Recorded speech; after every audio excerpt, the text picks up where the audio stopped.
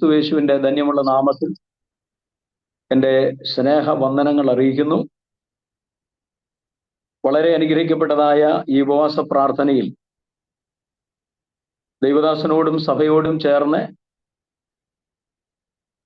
കർത്താവിനെ മഹത്വപ്പെടുത്തുവാൻ ദൈവം നൽകിയ നല്ല അവസരങ്ങളെ ഓർത്ത് ഞാൻ ദൈവത്തിന് സ്തോത്രം ചെയ്യുന്നു. പ്രത്യേകിച്ച് ഇന്ന് ഇങ്ങനെ ഒരു അവസരം എനിക്ക് ലഭിച്ചതിൽ ഞാൻ വളരെയേറെ ദൈവത്തിന് സ്തോത്രം ചെയ്യുന്നു. കാരണം കർത്താവിന്റെ ദാസൻ നേരത്തെ പരിചയപ്പെടുത്തിയതുപോലെ ഞങ്ങളെ അനേക വർഷങ്ങളായിട്ട് ബന്ധങ്ങളൊന്നുമില്ലാതെ ഇരുന്നു. എന്നാൽ ദൈവത്തിനൊരു വലിയ പദ്ധതി ഉണ്ടായിരുന്നത് കൊണ്ട് കുറേയേറെ വർഷങ്ങൾക്ക് ശേഷമായിട്ട് ഞങ്ങൾക്ക് ഒരുമിച്ച് ഇതുപോലെ കാണുവാനും ദൈവത്തെ ഒരുമിച്ച് മഹത്വപ്പെടുത്തുവാനും ദൈവം നൽകിയ അവസരങ്ങളെ ഓർത്ത് ഞാൻ ദൈവത്തിന് സ്തോത്രം ചെയ്യുന്നു. ഞാൻ കർത്താവിന്റെ ദാസൻ മുൻപ് പറഞ്ഞതുപോലെ തിരുവനന്തപുരത്ത് താമസിച്ച് കർത്താവിന് വേല ചെയ്തുകൊണ്ടിരിക്കുന്നു. എനിക്ക് ഞങ്ങൾക്ക് 2 കുഞ്ഞുങ്ങളുണ്ട്, പെൺകുഞ്ഞുങ്ങളാണ്. ഒരാൾ ഡിഗ്രിക്ക് പഠിക്കുന്നു, മറ്റൊരാള് ഇപ്പോൾ +1 പഠിച്ചുകൊണ്ടിരിക്കുന്നു. കൃപയാൽ ഞങ്ങൾ എല്ലാവരും വളരെ സന്തോഷത്തോടു കൂടി ഇവിടെ ആയിരിക്കുന്നു. അതുപോലെ പ്രിയ ദൈവദാസനും സഭയും കർത്താദാസന്റെ കുടുംബവും ഒക്കെ വളരെ സന്തോഷമായിട്ടിരിക്കുന്നു എന്നറിഞ്ഞത് ഞാൻ ദൈവത്തിന് സ്തോത്രം ചെയ്യുന്നു. പ്രീസലോട് ഞാൻ ഒരുപാട് മുഖവരെയൊന്നും പറഞ്ഞ് മുന്നോട്ട് പോകാനായിട്ട് താല്പര്യപ്പെടുന്നില്ല. ഇന്ന് ഒരല്പസമയങ്ങൾ നമ്മൾ ദൈവജനത്തിൽ ചിന്തിക്കുവാനായിട്ട് കർത്താവിന്റെ കൃപയിൽ ശരണപ്പെടുന്നു. പ്രിയ പാസ്റ്റർ നേരത്തെ പറഞ്ഞതുപോലെ ഞാൻ ഇന്നലെയും പാസ്റ്ററെ വിളിച്ചു ചോദിച്ചു, പാസ്റ്ററെ മെസ്സേജ് അയച്ചു ചോദിച്ചു, പാസ്റ്റർ വെളിപ്പാട് പുസ്തകത്തിൽ തന്നെയാണോ സംസാരിക്കേണ്ടതെന്ന് ചോദിച്ചു. അപ്പോൾ പാസ്റ്റർ പറഞ്ഞു തീർച്ചയായിട്ടും വെളിപ്പാട് പുസ്തകത്തിൽ തന്നെ സംസാരിക്കണം എന്ന് പറഞ്ഞു. അതുകൊണ്ട് ഞാൻ വെളിപ്പാട് പുസ്തകത്തിൽ നിന്നുമാണ് ഇന്നും നാളെയുമായിട്ട് സംസാരിക്കുവാനായിട്ട് താല്പര്യപ്പെടുന്നത്. നിങ്ങൾക്ക് എല്ലാവർക്കും അറിയാമല്ലോ, വെളിപ്പാട് പുസ്തകം എന്ന് പറയുന്നത് വളരെ വിശാലമായിരിക്കുന്ന ഒരു പുസ്തകമാണ്. ഏതാണ്ട് ബൈബിൾ കോളേജിൽ വെളിപ്പാട് പുസ്തകം, ദാനിയേൽ പ്രവചനം, ഈ 2 വിഷയങ്ങൾ പഠിക്കുവാനായിട്ട് 2 വർഷങ്ങൾ ആവശ്യമായിട്ടുള്ള ഒരു പഠനമാണ്. എനിക്കും അതുപോലെ 2 വർഷക്കാലം വെളിപ്പാട് പുസ്തകം പഠിക്കുവാനുള്ള ഒരു അവസരം ദൈവം നൽകി. അതോടൊപ്പം തന്നെ കർത്താവിന്റെ കൃപയാൽ ഇവിടെ തിരുവനന്തപുരത്തും മറ്റു പല സ്ഥലങ്ങളിലുമുള്ള ചില ചെറിയ ബൈബിൾ സ്കൂളുകളിലൊക്കെ വെളിപ്പാട് പുസ്തകം, ദാനിയേൽ പ്രവചനം, ഇസ്രായേൽ ചരിത്രം എന്നുള്ള വിഷയത്തെക്കുറിച്ചൊക്കെ ആസ്പദമാക്കി സംസാരിക്കുവാനും പഠിപ്പിക്കുവാനുമുള്ള അവസരങ്ങൾ ദൈവം നൽകിക്കൊണ്ടിരിക്കുന്നു. നിങ്ങളോട് ഒരുമിച്ചും അതേ വിഷയവുമായിട്ട് കടന്നു വരുവാൻ ദൈവം സഹായിച്ചതിൽ ഞാൻ ദൈവത്തിന് വളരെ നന്ദി പറയുന്നു. നമുക്കെല്ലാവർക്കും വളരെ പ്രാർത്ഥനയോടുകൂടെ ദൈവസന്നിധിയിലായിരിക്കാം. പ്രാരംഭമായിട്ട് ഞാൻ ഒരു കാര്യം ഓർപ്പിക്കുവാനായിട്ട് താല്പര്യപ്പെടുന്നത്, ഇത് ഒരു വലിയ വിശാലമായിരിക്കുന്ന ഒരു പുസ്തകമാണ് വെളിപ്പാട് പുസ്തകം. ഇത് പഠിക്കണമെങ്കിൽ ഒരുപാട് ദിവസങ്ങളും ആഴ്ചകളും നമുക്ക് മാസങ്ങളും ഒക്കെ ആവശ്യമായിട്ടുണ്ട്. എന്നാൽ നമ്മുടെ മുൻപിൽ 2 ദിവസമാണ് ഈ വെളിപ്പാട് പുസ്തകത്തിൽ നിന്നും നമ്മളെ ചിന്തിക്കുവാനായിട്ടുള്ളത്. അതുകൊണ്ട് തന്നെ വളരെ വിശാലമായ രീതിയിൽ കാര്യങ്ങൾ എനിക്ക് പറയുവാനായിട്ട് കഴിയില്ല. എങ്കിലും നിങ്ങൾക്ക് മനസ്സിലാകുന്ന രീതിയിൽ ദൈവത്തിന്റെ പരിശുദ്ധാത്മാവ് എനിക്ക് നൽകിയ കൃപയ്ക്കൊത്തവണ്ണം ചില കാര്യങ്ങൾ നിങ്ങളെ ഓർപ്പിക്കുവാനായിട്ട് കർത്താവിന്റെ കൃപയിൽ ഞാൻ ശരണപ്പെടുകയാണ്. എല്ലാവർക്കും വളരെ പ്രാർത്ഥനയോടുകൂടെ ദൈവസന്നിധിയിലായിരിക്കാം. ഞാൻ ചില വാക്യങ്ങൾ പറയുന്ന സമയത്ത് നിങ്ങളൊന്ന് വായിച്ചു തന്നാൽ വളരെ സന്തോഷമായിരിക്കും. അങ്ങനെ ചെയ്യുമെന്ന് ഞാൻ കർത്താവിൽ വിശ്വസിക്കുന്നു. പ്രൈസലോടെ ഞാൻ ഒരു പ്രാവശ്യം കൂടി കർത്താവിന്റെ ദാസനെ കുറിച്ച് 1-2 കാര്യം കൂടെ പറഞ്ഞ് മുൻപോട്ട് പോകാൻ ആഗ്രഹിക്കുന്നു. അതെ, ദൈവത്തിന് ഒരു വലിയ പദ്ധതിയായിരുന്നു. ചില വർഷങ്ങൾക്ക് മുൻപേ ഞങ്ങൾ ഒരുമിച്ച് പരിചയപ്പെടുവാനായിട്ട്, അതെ, ഗ്രേസ് ബൈബിൾ കോളേജിൽ വെച്ച് ഒരുമിച്ച് പഠിക്കുവാനും ഒരുമിച്ച് ഒരേ റൂമിൽ ഞങ്ങൾക്കായിരിക്കാനും വചനമൊക്കെ ഒരുമിച്ച് ചിന്തിക്കുവാനും പഠിക്കുവാനും ഒക്കെ അവസരങ്ങൾ നൽകി. അതിലെല്ലാം പിന്നെ ദൈവത്തിനൊരു വലിയ പദ്ധതി ഉണ്ടായിരുന്നു എന്ന് ഞാൻ അറിയുന്നു. അതിനേക്കാൾ ഉപരിയായിട്ട് കർത്താവിന്റെ ദാസനെ ദൈവം അനുഗ്രഹിക്കപ്പെട്ട ഒരു ഇടത്ത് ഒരു അനുഗ്രഹിക്കപ്പെട്ട ഒരു പ്രവർത്തനം ആരംഭിക്കുവാൻ കർത്താവ് തന്നെ ഉപയോഗിച്ചു. ശക്തമായിട്ട് ആ ദേശത്ത് കർത്താവ് ഉപയോഗിച്ചുകൊണ്ടിരിക്കുന്നവർക്ക് ഞാൻ ദൈവത്തിന് സ്തോത്രം ചെയ്യുന്നു. പ്രാരംഭം തന്നെ കർത്തൃദാസനുള്ള നന്ദിയും സ്നേഹവും ഞാൻ അറിയിക്കുന്നു. ദൈവം ധാരാളമായിട്ട് നമ്മെ അനുഗ്രഹിക്കട്ടെ. നമ്മളെ 2 ദിവസം ചിന്തിക്കുവാൻ പോകുന്ന വിഷയം മുൻപ് പറഞ്ഞതുപോലെ വെളിപ്പാട് പുസ്തകത്തിൽ നിന്നുമുള്ള ചില കാര്യങ്ങളാണ്. അതുകൊണ്ട് തന്നെ ഞാൻ ഏതെങ്കിലും ഒരു പ്രത്യേകമായ വിഷയമെടുത്ത് വെളിപ്പാട് പുസ്തകത്തിൽ നിന്ന് സംസാരിക്കുവാനായിട്ടല്ല താല്പര്യപ്പെടുന്നത്. ഈ 2 ദിവസത്തെ നമ്മുടെ ഈ ഒരു മീറ്റിംഗ് കഴിയുമ്പോൾ നിങ്ങൾക്ക് ഏകദേശം വെളിപ്പാട് പുസ്തകത്തെക്കുറിച്ച് ഒരു ധാരണ ഉണ്ടാകണം എന്ന് ഞാൻ താല്പര്യപ്പെടുന്നു. എനിക്കറിയാം നിങ്ങൾ ദൈവത്തിന്റെ വചനം നന്നായിട്ട് അറിയാവുന്നവരാകുന്നു എന്ന് എനിക്കറിയാം. കർത്താവിന്റെ ദാസൻ വളരെ അനുഗ്രഹിക്കപ്പെട്ട രീതിയിൽ ദൈവവചനം പ്രസംഗിക്കുകയും പഠിപ്പിക്കുകയും ചെയ്യുന്ന ദൈവദാസനാണ്. അതുകൊണ്ട് തന്നെ ദൈവവചനം നിങ്ങൾക്ക് നന്നായിട്ട് അറിയാമെന്ന് എനിക്കറിയാം. എങ്കിലും ചില കാര്യങ്ങൾ നമ്മൾ ഒരുമിച്ച് ഈ പുസ്തകത്തെ കുറിച്ച് ചിന്തിക്കുവാനായിട്ടാണ് താല്പര്യപ്പെടുന്നത്. നമുക്കറിയാം, വെളിപ്പാട് പുസ്തകം വിശുദ്ധ ബൈബിളിലെ 66-ാമത്തെ പുസ്തകവും പുതിയ നിയമത്തിലെ 27-ാമത്തെ പുസ്തകവുമാകുന്നു എന്നുള്ള കാര്യം നമുക്ക് എല്ലാവർക്കും അറിയാം. ഈ വെളിപ്പാട് പുസ്തകത്തിൽ 22 അധ്യായങ്ങളും 404 വാക്യങ്ങളുമാണുള്ളത്. 22 അധ്യായങ്ങളും 404 വാക്യങ്ങളുമാണ് വെളിപ്പാട് പുസ്തകത്തിലുള്ളത്. ഈ പുസ്തകം ഇത് എഴുതിയിരിക്കുന്ന അതിന്റെ മൂലഭാഷ എന്ന് പറയുന്നത് ഗ്രീക്ക് ആകുന്നുവെന്ന് നമുക്കെല്ലാവർക്കും അറിയാം. അപ്പോൾ വെളിപ്പാട് എന്നതിന് അതിന്റെ മൂലഭാഷയായ ഗ്രീക്കിൽ ഉപയോഗിച്ചിരിക്കുന്ന പദം എന്ന് പറയുന്നത് അപ്പോകാലിപ്സിസ് എന്ന് പറയുന്ന ഒരു പദമാണ് ഉപയോഗിച്ചിരിക്കുന്നത്. അതുപോലെ തന്നെ ഇത് നമ്മൾ എബ്രായ ബൈബിൾ അല്ലെങ്കിൽ ഹീബ്രു ബൈബിൾ പരിശോധിച്ചാൽ ഈ വെളിപ്പാട് എന്നതിന് ഹീബ്രു ബൈബിളിൽ കൊടുത്തിരിക്കുന്നത് ഗാല എന്നുള്ള ഒരു പദമാണ്. അതുപോലെ തന്നെ റോമൻ ഭാഷ അല്ലെങ്കിൽ ലാറ്റിൻ ഭാഷയിലേക്ക് വരുമ്പോൾ അവിടെ ഈ പറയുന്ന വെളിപ്പാട് അല്ലെങ്കിൽ റെവലേഷൻ എന്നതിന് കൊടുത്തിരിക്കുന്ന റെവലോ എന്ന പദമാണ് കൊടുത്തിരിക്കുന്നത്. അപ്പോൾ അപ്പോകാലിപ്സസ് എന്ന പദം ഗ്രീക്കിലും അതുപോലെ എബ്രായ അല്ലെങ്കിൽ ഗ്രീക്ക് ഭാഷയിൽ ഗാല എന്ന പദപ്രയോഗവും അതുപോലെ ലാറ്റിൻ ഭാഷയിൽ റെവലോ എന്ന പ്രയോഗവുമാണ് വെളിപ്പാട് പുസ്തകത്തിന് കൊടുത്തിരിക്കുന്നത്. ഇതിന്റെ എല്ലാം അർത്ഥം മറ നീക്കി പ്രദർശിപ്പിക്കുക എന്നുള്ളതാണ്. നമ്മൾ ഈ പുസ്തകം പരിശോധിക്കുമ്പോൾ നമുക്ക് കാണാൻ കഴിയുന്നുണ്ട്, പഴയ നിയമത്തിലെ പ്രവാചകന്മാർക്കും അതുപോലെ പഴയ നിയമത്തിലെ ആത്മീയ ശുശ്രൂഷ ഗണങ്ങൾക്കും അത് മറച്ചു വെച്ചിരുന്ന അനേക സംഭവങ്ങളുടെ മറ നീക്കിയുള്ളൊരു പ്രദർശനമാണ് വെളിപ്പാട് പുസ്തകത്തിൽ നമുക്ക് കാണുവാനായിട്ട് കഴിയുന്നത്. ഇനിയും ഈ പുസ്തകത്തിന്റെ വെളിപ്പാട് പുസ്തകം അതിന്റെ 1-ാം അധ്യായത്തിന്റെ 3-ാം വാക്യം അതുപോലെ തന്നെ അതിന്റെ 22-ാം വാക്യം 22-ന്റെ 7, 10 വാക്യങ്ങൾ ഇതെല്ലാം നമ്മൾ വായിക്കുമ്പോൾ ഇവിടെ നമുക്ക് കാണാൻ കഴിയുന്ന ഈ പുസ്തകത്തിന്റെ സ്വഭാവം എന്ന് പറയുന്നത് ഇത് ഒരു പ്രവചന പുസ്തകമാകുന്നു എന്നാണ് പറഞ്ഞിരിക്കുന്നത്. അതിന്റെ 3-ാമത്തെ വാക്യം നമ്മളൊന്ന് വായിക്കുമ്പോൾ ഇങ്ങനെ കാണുന്നു: ഈ പ്രവചനത്തിന്റെ വാക്കുകളെ വായിച്ച് കേൾപ്പിക്കുന്നവനും കേൾക്കുന്നവരും അതിൽ എഴുതിയിരിക്കുന്നത് പ്രമാണിക്കുന്നവരും ഭാഗ്യവാന്മാർ എന്നാണ് പറഞ്ഞിരിക്കുന്നത്. ഇതുപോലെ തന്നെ 22-ാം അധ്യായത്തിന്റെ 7-ാം വാക്യത്തിലും 10-ാം വാക്യത്തിലും നമ്മൾ കാണുന്നത് ഈ പുസ്തകം ഒരു പ്രവചന പുസ്തകം എന്നാണ് നമുക്ക് കാണുവാനായിട്ട് കഴിയുന്നത്. അപ്പോൾ വെളിപ്പാട് പുസ്തകം ഒരു പ്രവചന പുസ്തകം എന്ന് അതേ പുസ്തകത്തിൽ തന്നെ പറഞ്ഞിട്ടുണ്ട്. അപ്പോൾ ഒരു ചോദ്യം, എന്താണ് ബൈബിൾ പ്രവചനം എന്ന് പറയുന്നത്? ബൈബിൾ പ്രവചനം എന്താകുന്നു എന്ന് ചോദിച്ചാൽ അതിന് ഒരൊറ്റ ഉത്തരം മാത്രമേ ഉള്ളൂ: മുൻകൂട്ടി എഴുതപ്പെട്ടിരിക്കുന്ന ചരിത്രമാണ് ബൈബിൾ പ്രവചനം എന്ന് പറയുന്നത്. പ്രവചനം എന്നതിന് മുൻകൂട്ടി എഴുതി എന്നുള്ള ഒരർത്ഥമല്ല ഞാൻ പറയുന്നത്. ബൈബിൾ പ്രവചനം എന്ന് പറയുന്നത് മുൻകൂട്ടി എഴുതിയിരിക്കുന്ന ഒരു ചരിത്രം എന്നാണ് നമുക്ക് കാണാനായിട്ട് കഴിയുന്നത്. അപ്പോൾ ഒരു ചോദ്യം, എന്താണ് ചരിത്രം എന്ന് പറയുന്നത്? നമുക്കറിയാം, ചരിത്രം എന്ന് പറയുന്നത് പോയ കാലങ്ങളുടെ രേഖപ്പെടുത്തലുകളാണ് ചരിത്രം എന്ന് പറയുന്നത്. അപ്പൊ ചരിത്രം എന്ന് പറയുക ഇന്നലകളിലെ സംഭവമാണ് ഇന്നത്തെ ചരിത്രം എന്ന് പറയുന്നത്. അതായത് ഇന്നത്തെ സംഭവമാണ് നാളത്തെ ചരിത്രം എന്ന് പറയുന്നത്. അപ്പോൾ പ്രവചനം എന്ന് പറയുന്നത് മുൻകൂട്ടി എഴുതപ്പെട്ട ചരിത്രമാണെങ്കിൽ ചരിത്രം എന്ന് പറയുന്നത് നടന്നുപോയ സംഭവങ്ങളുടെ രേഖപ്പെടുത്തലാണ് ചരിത്രം. അപ്പോൾ ഒരു ചോദ്യം, അങ്ങനെയാണെങ്കിൽ എങ്ങനെയാണ് ഒരു ചരിത്രം സംഭവമായി തീരുന്നതിന് മുൻപായിട്ട് രേഖപ്പെടുത്തുവാനായിട്ട് കഴിയുന്നത്? അത് തീർച്ചയായിട്ടും അങ്ങനെ ഒരു ചരിത്രം രേഖപ്പെടുത്തുക എന്ന് പറയുന്നത് മനുഷ്യനെ കൊണ്ട് അസാധ്യമായിരിക്കുന്ന കാര്യമാണ്. നടന്നതിന് ശേഷമാണ് സാധാരണയായിട്ട് ചരിത്രങ്ങൾ രേഖപ്പെടുത്തി വെച്ചിരിക്കുന്നതെങ്കിൽ ബൈബിൾ നമ്മൾ പരിശോധിക്കുമ്പോൾ ബൈബിളിലെ പ്രവചനങ്ങൾ എന്ന് പറയുന്നത് ചരിത്രത്തിൽ ചരിത്രകാരന്മാർ രേഖപ്പെടുത്തി വെക്കുന്നതിന് മുൻപ് തന്നെ ബൈബിളിൽ ആ സംഭവങ്ങൾ വളരെ കൃത്യമായിട്ട് രേഖപ്പെടുത്തി വെച്ചിട്ടുണ്ട് എന്ന് നമുക്ക് കാണുവാനായിട്ട് കഴിയുന്നുണ്ട്. അങ്ങനെയാണെങ്കിൽ ഈ ചരിത്രം ആർക്കാണ് ഒരു മനുഷ്യനും രേഖപ്പെടുത്തുവാൻ കഴിയത്തില്ല.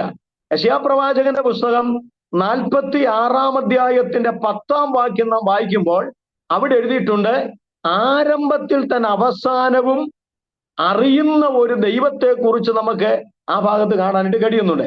അപ്പോൾ ആരംഭത്തിൽ തന്നെ അവസാനം രേഖപ്പെടുത്തുവാൻ കഴിയുന്ന ഒരേ ഒരാൾ മാത്രമേ ഉള്ളൂ, അത് സർവശക്തനായ ദൈവമാണ്.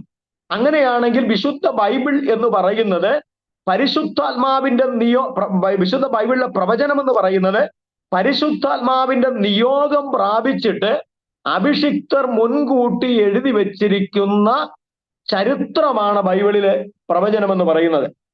അങ്ങനെ പറയുമ്പോൾ നമുക്ക് ഒരു സംശയം ഉണ്ടാകാനായിട്ട് സാധ്യതയുണ്ട്, അത് എങ്ങനെയാണ് മുൻകൂട്ടി ഒരു ചരിത്രം രേഖപ്പെടുത്താൻ കഴിയുന്നത്? ഉദാഹരണമായിട്ട് നമുക്ക് ഒരുപാട് കാര്യങ്ങൾ പറയാനായിട്ടുണ്ട്. നമുക്കറിയാം, യഹൂദന്റെ ചരിത്രം പരിശോധിച്ചാൽ AD 70 135 യഹൂദൻ ലോകത്തിലെ എല്ലാ സ്ഥലങ്ങളിലേക്കും ചിതറിപ്പോയി എന്നുള്ളൊരു ചരിത്രം നമുക്ക് എല്ലാവർക്കും അറിയാവുന്ന കാര്യമാണ്. അങ്ങനെ ലോകം മുഴുവനും ചിതറിക്കപ്പെട്ടു പോയ യഹൂദൻ ഏതാണ്ട് 1900 വർഷങ്ങൾ അല്ലെങ്കിൽ 19 നൂറ്റാണ്ടുകൾ നാടും വീടുമില്ലാതെ ദേശാടന പക്ഷികളെ പോലെ അവർ അലഞ്ഞു തിരിഞ്ഞ് നടന്നു.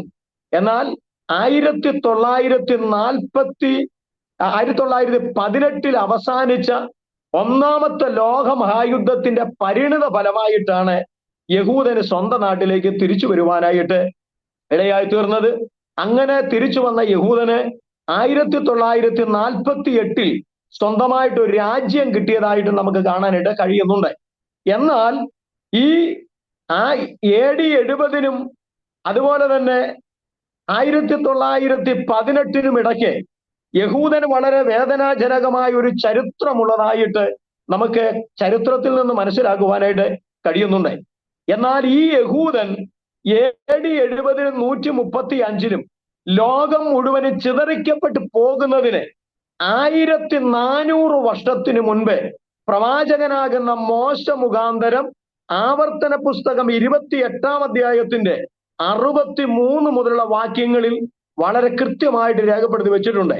എന്നാൽ ഈ സംഭവം നടക്കുന്നതിന് ഏതാണ്ട് 1400 വർഷങ്ങൾക്ക് മുൻപ് വിശുദ്ധ ബൈബിളിൽ രേഖപ്പെടുത്തി വെച്ചിരുന്ന അതേ സംഭവം മാത്രമാണ് AD 70 ചരിത്രത്തിൽ നടന്നിട്ടുള്ളത്.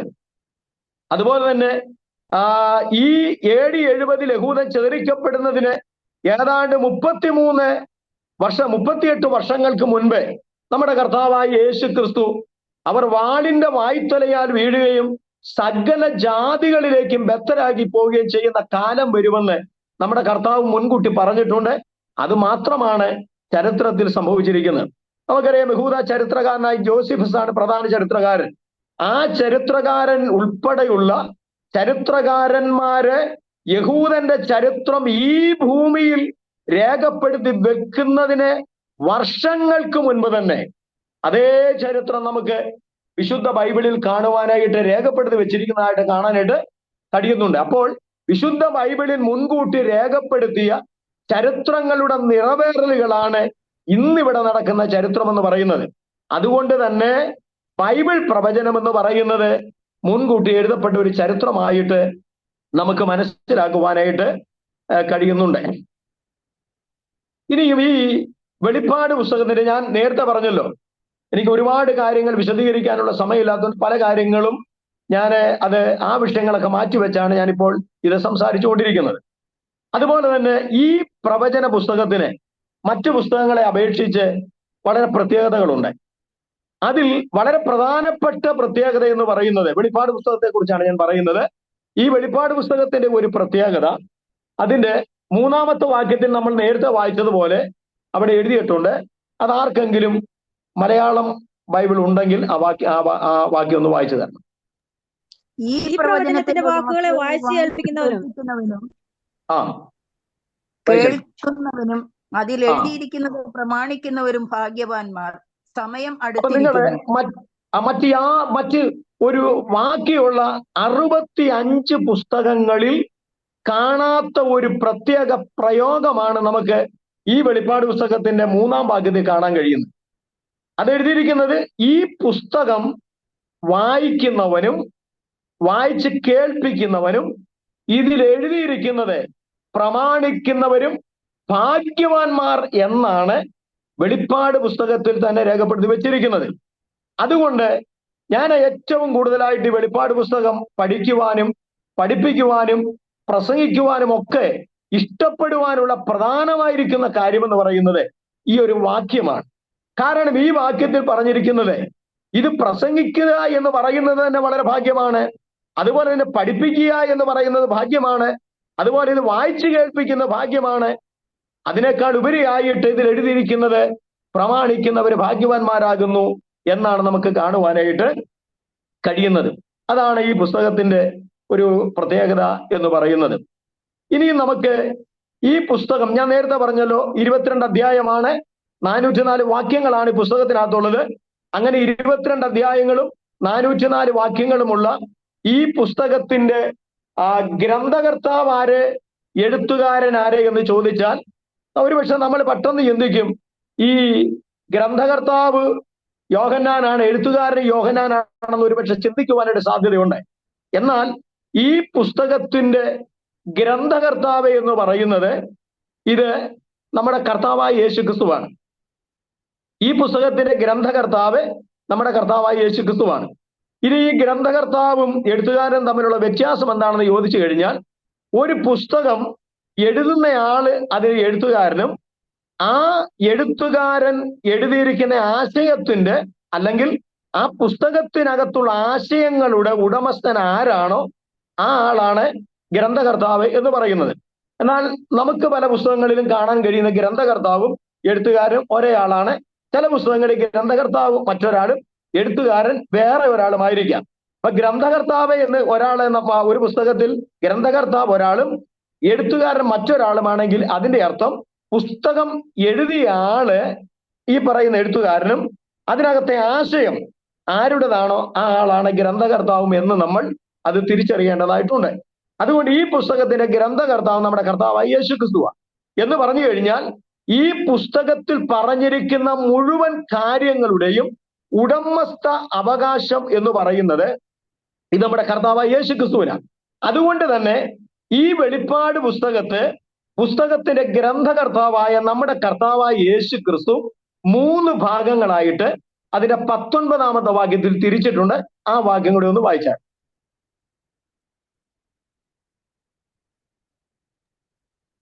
നീ കണ്ടതും ഇപ്പോൾ ഉള്ളതും ഇനി സംഭവിക്കാനിരിക്കുന്നതും എന്റെ വലങ്കയിൽ കണ്ട 7 നക്ഷത്രത്തിന്റെ മർമ്മവും. അപ്പൊ ഇവിടെ നമ്മുടെ കർത്താവായ യേശുക്രിസ്തു തന്നെ ഈ വെളിപ്പാട് പുസ്തകത്തെ 3 ഭാഗങ്ങളായിട്ടാണ് തിരിച്ചിരിക്കുന്നത്.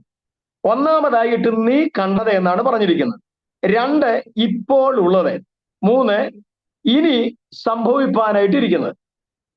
എന്നാൽ നീ കണ്ടത് എന്താണെന്നും ഇപ്പോഴുള്ളത് എന്താണെന്നും അതുപോലെ ഇനി സംഭവിപ്പാനിരിക്കുന്നത് എന്താണെന്നും ഈ 19ാമത്തെ വാക്യത്തിൽ നമുക്ക് പറഞ്ഞിട്ടുള്ളതായിട്ട് കാണാൻ കഴിയുന്നില്ല. എന്നാൽ നീ കണ്ടത് എന്ന് പറഞ്ഞിരിക്കുന്നത് എന്ത് എന്ന് ചോദിച്ചാൽ ഉത്തരം 1-ാം അധ്യായത്തിൽ അത് നമ്മുടെ കർത്താവായ യേശു ക്രിസ്തുവിനെ തേജസ്വീകരിക്കപ്പെട്ടവനായിട്ട് യോഹന്നാൻ കാണുകയാണ്. അതാണ് നീ കണ്ടത് എന്ന് പറഞ്ഞിരിക്കുന്നത്. 1-ാം അധ്യായമാണ്. അപ്പോൾ വെളിപ്പാട് പുസ്തകത്തിന്റെ ആദ്യത്തെ വിഭജനം അത് 1-ാമത്തെ അധ്യായത്തെ കുറിച്ചാണ് പറഞ്ഞിരിക്കുന്നത്. ഇനിയും ഇപ്പോൾ ഉള്ളത് എന്ന് പറഞ്ഞിരിക്കുന്നത് 2, 3 അധ്യായങ്ങളിൽ പറഞ്ഞിരിക്കുന്ന വിഷയമാണ്. എന്താണ് 2, 3 അധ്യായങ്ങളിൽ പറഞ്ഞിരിക്കുന്നത്? അതായത് ചിറ്റാസിയിലുള്ള 7 സഭകളെ സംബന്ധിച്ചുള്ള ദൂതാണ് നമുക്ക് 2, 3 അധ്യായത്തിൽ കാണാൻ കഴിയുന്നത്. അതുകൊണ്ട് ഇപ്പോൾ ഉള്ളത് എന്ന് പറഞ്ഞിരിക്കുന്നത് 2, 3 അധ്യായത്തിലെ വിഷയങ്ങളാണ്. ഇനി സംഭവിപ്പാനിരിക്കുന്നത് എന്നുള്ള 3-ാമത്തെ ഭാഗം എന്ന് പറയുന്നത് 4-ാമത്തെ അധ്യായം മുതൽ 22-ാമത്തെ അധ്യായത്തിൽ വരെയും പറഞ്ഞിരിക്കുന്ന വിഷയങ്ങളെ കുറിച്ചാണ് ഇനി സംഭവിപ്പാനുള്ളത് എന്ന് പറഞ്ഞിരിക്കുന്നത്. ഇത്രയാണ് ഇതിന്റെ വിഭജനം എന്ന് പറയുന്നത്. ഇനിയും ഈ പുസ്തകത്തിന്റെ എഴുത്തുകാരൻ ആരാണ്? ഞാൻ നേരത്തെ ഗ്രന്ഥകർത്താവിനെ കുറിച്ച് പറഞ്ഞു. ഇനി ഇതിന്റെ എഴുത്തുകാരൻ ആരാണ്? എഴുത്തുകാരൻ ആര് എന്നതിനെ കുറിച്ച് വ്യത്യസ്തമായ അഭിപ്രായങ്ങളുണ്ട്. അതിനുള്ള കാരണം എന്താണെന്ന് ചോദിച്ചു കഴിഞ്ഞാൽ, നമ്മളെ അപ്പോസ്തലനായ യോഹന്നാനാണ് ഈ പുസ്തകം എഴുതിയത് എന്നാണ്, വെളിപ്പാട് പുസ്തകം എഴുതിയതെന്നാണ് നമ്മളിപ്പോൾ ചോദിച്ചു കഴിഞ്ഞാൽ പെട്ടെന്ന് നമ്മൾ പറയുന്നത്. എന്നാൽ അപ്പോസ്തലനായ യോഹന്നാനാകുന്നു ഈ പുസ്തകം എഴുതിയത് എന്ന് നമ്മൾ പറയുമ്പോൾ തന്നെ ഇതിനെ സംബന്ധിച്ച് അപ്പോസ്തലനായ യോഹന്നാൻ അല്ല ഈ പുസ്തകം എഴുതിയത് എന്ന വ്യത്യസ്തമായ അഭിപ്രായങ്ങൾ ഈ പുസ്തകത്തിന്റെ എഴുത്തിനെ സംബന്ധിച്ച് പറയുന്ന വേദപണ്ഡിതന്മാരും ഇന്ന് ഉണ്ട് എന്നുള്ള ഒരു കാര്യം കൂടെ നമ്മൾ മനസ്സിലാക്കണം. അതുകൊണ്ട് അതവർ പറയാനായിട്ടുള്ള ചില ന്യായമായ ചില കാര്യങ്ങൾ അവർ പറയുന്നുണ്ടെങ്കിലും നമുക്കത് അംഗീകരിക്കാനായിട്ട് പറ്റത്തില്ല. കാരണം ഞാൻ അത് ഏതൊക്കെ വിഷയമാണെന്ന് ഉള്ളത് വിശദീകരിച്ച് എനിക്ക് പറയണമെന്നുണ്ടെങ്കിൽ നമുക്ക് ഈ ദിവസങ്ങളിൽ ഈ 2 ദിവസത്തെ ദൈവജന ചിന്തകളിലൂടെ നമുക്കത് പറയുവാനായിട്ട് സാധ്യമല്ല. എന്നാൽ ഏറ്റവും കൂടുതൽ വേദപണ്ഡിതന്മാർ അംഗീകരിച്ചിരിക്കുന്നതും ദൈവവചനത്തിന്റെ അടിസ്ഥാനത്തിലും അതുപോലെ തന്നെ ബാഹ്യമായ ചില തെളിവുകളുടെ അടിസ്ഥാനത്തിലും ഈ പുസ്തകത്തിന്റെ എഴുത്തുകാരൻ അപ്പോസ്തലനായ യോഹന്നാൻ ആകുന്നു എന്ന് നമുക്ക് സമർത്ഥിക്കുവാനായിട്ട് കഴിയും. എന്നാൽ ഈ അപ്പോസ്തലനായ യോഹന്നാനെ കൂടാതെ മറ്റ് 4 യോഹന്നാന്മാരെ കുറിച്ചുകൂടെ പുതിയ നിയമത്തിൽ പറയുന്നുണ്ട്. എന്നാൽ ഇവിടെ അപ്പോസ്തലനായ യോഹന്നാൻ ആകുന്നു എന്ന് നമ്മൾ പറയുമ്പോൾ തന്നെ ഈ പുസ്തകത്തിൽ 4 ഈ അപ്പോസ്തലനായ യോഹന്നാനെ കുറിച്ച് പറയുന്നുണ്ട്. അതായത് ഈ ഇടങ്ങളിൽ ഒന്നും തന്നെ നമുക്ക് ഇത് അപ്പോസ്തലനായ യോഹന്നാനാണ് എഴുതിയതെന്ന് പറഞ്ഞിട്ടില്ല. ഒരു വാക്യം നമുക്കൊന്ന് വായിക്കാം. അതിന്റെ 2 വാക്യം വായിക്കണം. നിങ്ങൾ 1-ാം അധ്യായത്തിന്റെ 4-ാം വാക്യവും അതിന്റെ 9-ാമത്തെ വാക്യം ഒന്ന് വായിച്ചാട്ടെ. യോഹന്നാൻ ആസിയിലെ 7 സഭകൾക്കും എഴുതുന്നത്. യോഹന്നാൻ ആസിയിലെ 7 സഭകൾക്കും എഴുതുന്നത്. ഇനി അതിന്റെ 9-ാം വാക്യം വായിച്ചാട്ടെ. നിങ്ങളുടെ സഹോദരനും യേശുവിന്റെ കഷ്ടതയിലും രാജ്യത്തിലും സഹിഷ്ണുതയിലും കൂട്ടാളിയുമായ യോഹന്നാൻ എന്ന ഞാൻ ദൈവവചനം യേശുവിന്റെ സാക്ഷ്യവും നിമിത്തം പത്മോസ് എന്ന ദ്വീപിലായിരുന്നു. യോഹന്നാൻ എന്ന ഞാനെന്നാണ് പറഞ്ഞിരിക്കുന്നത്. ഇനി അതിന്റെ 22-ന്റെ അതിന്റെ 18-ാമത്തെ വാക്യം കൊണ്ട് ഒന്ന് വായിച്ചാട്ടെ.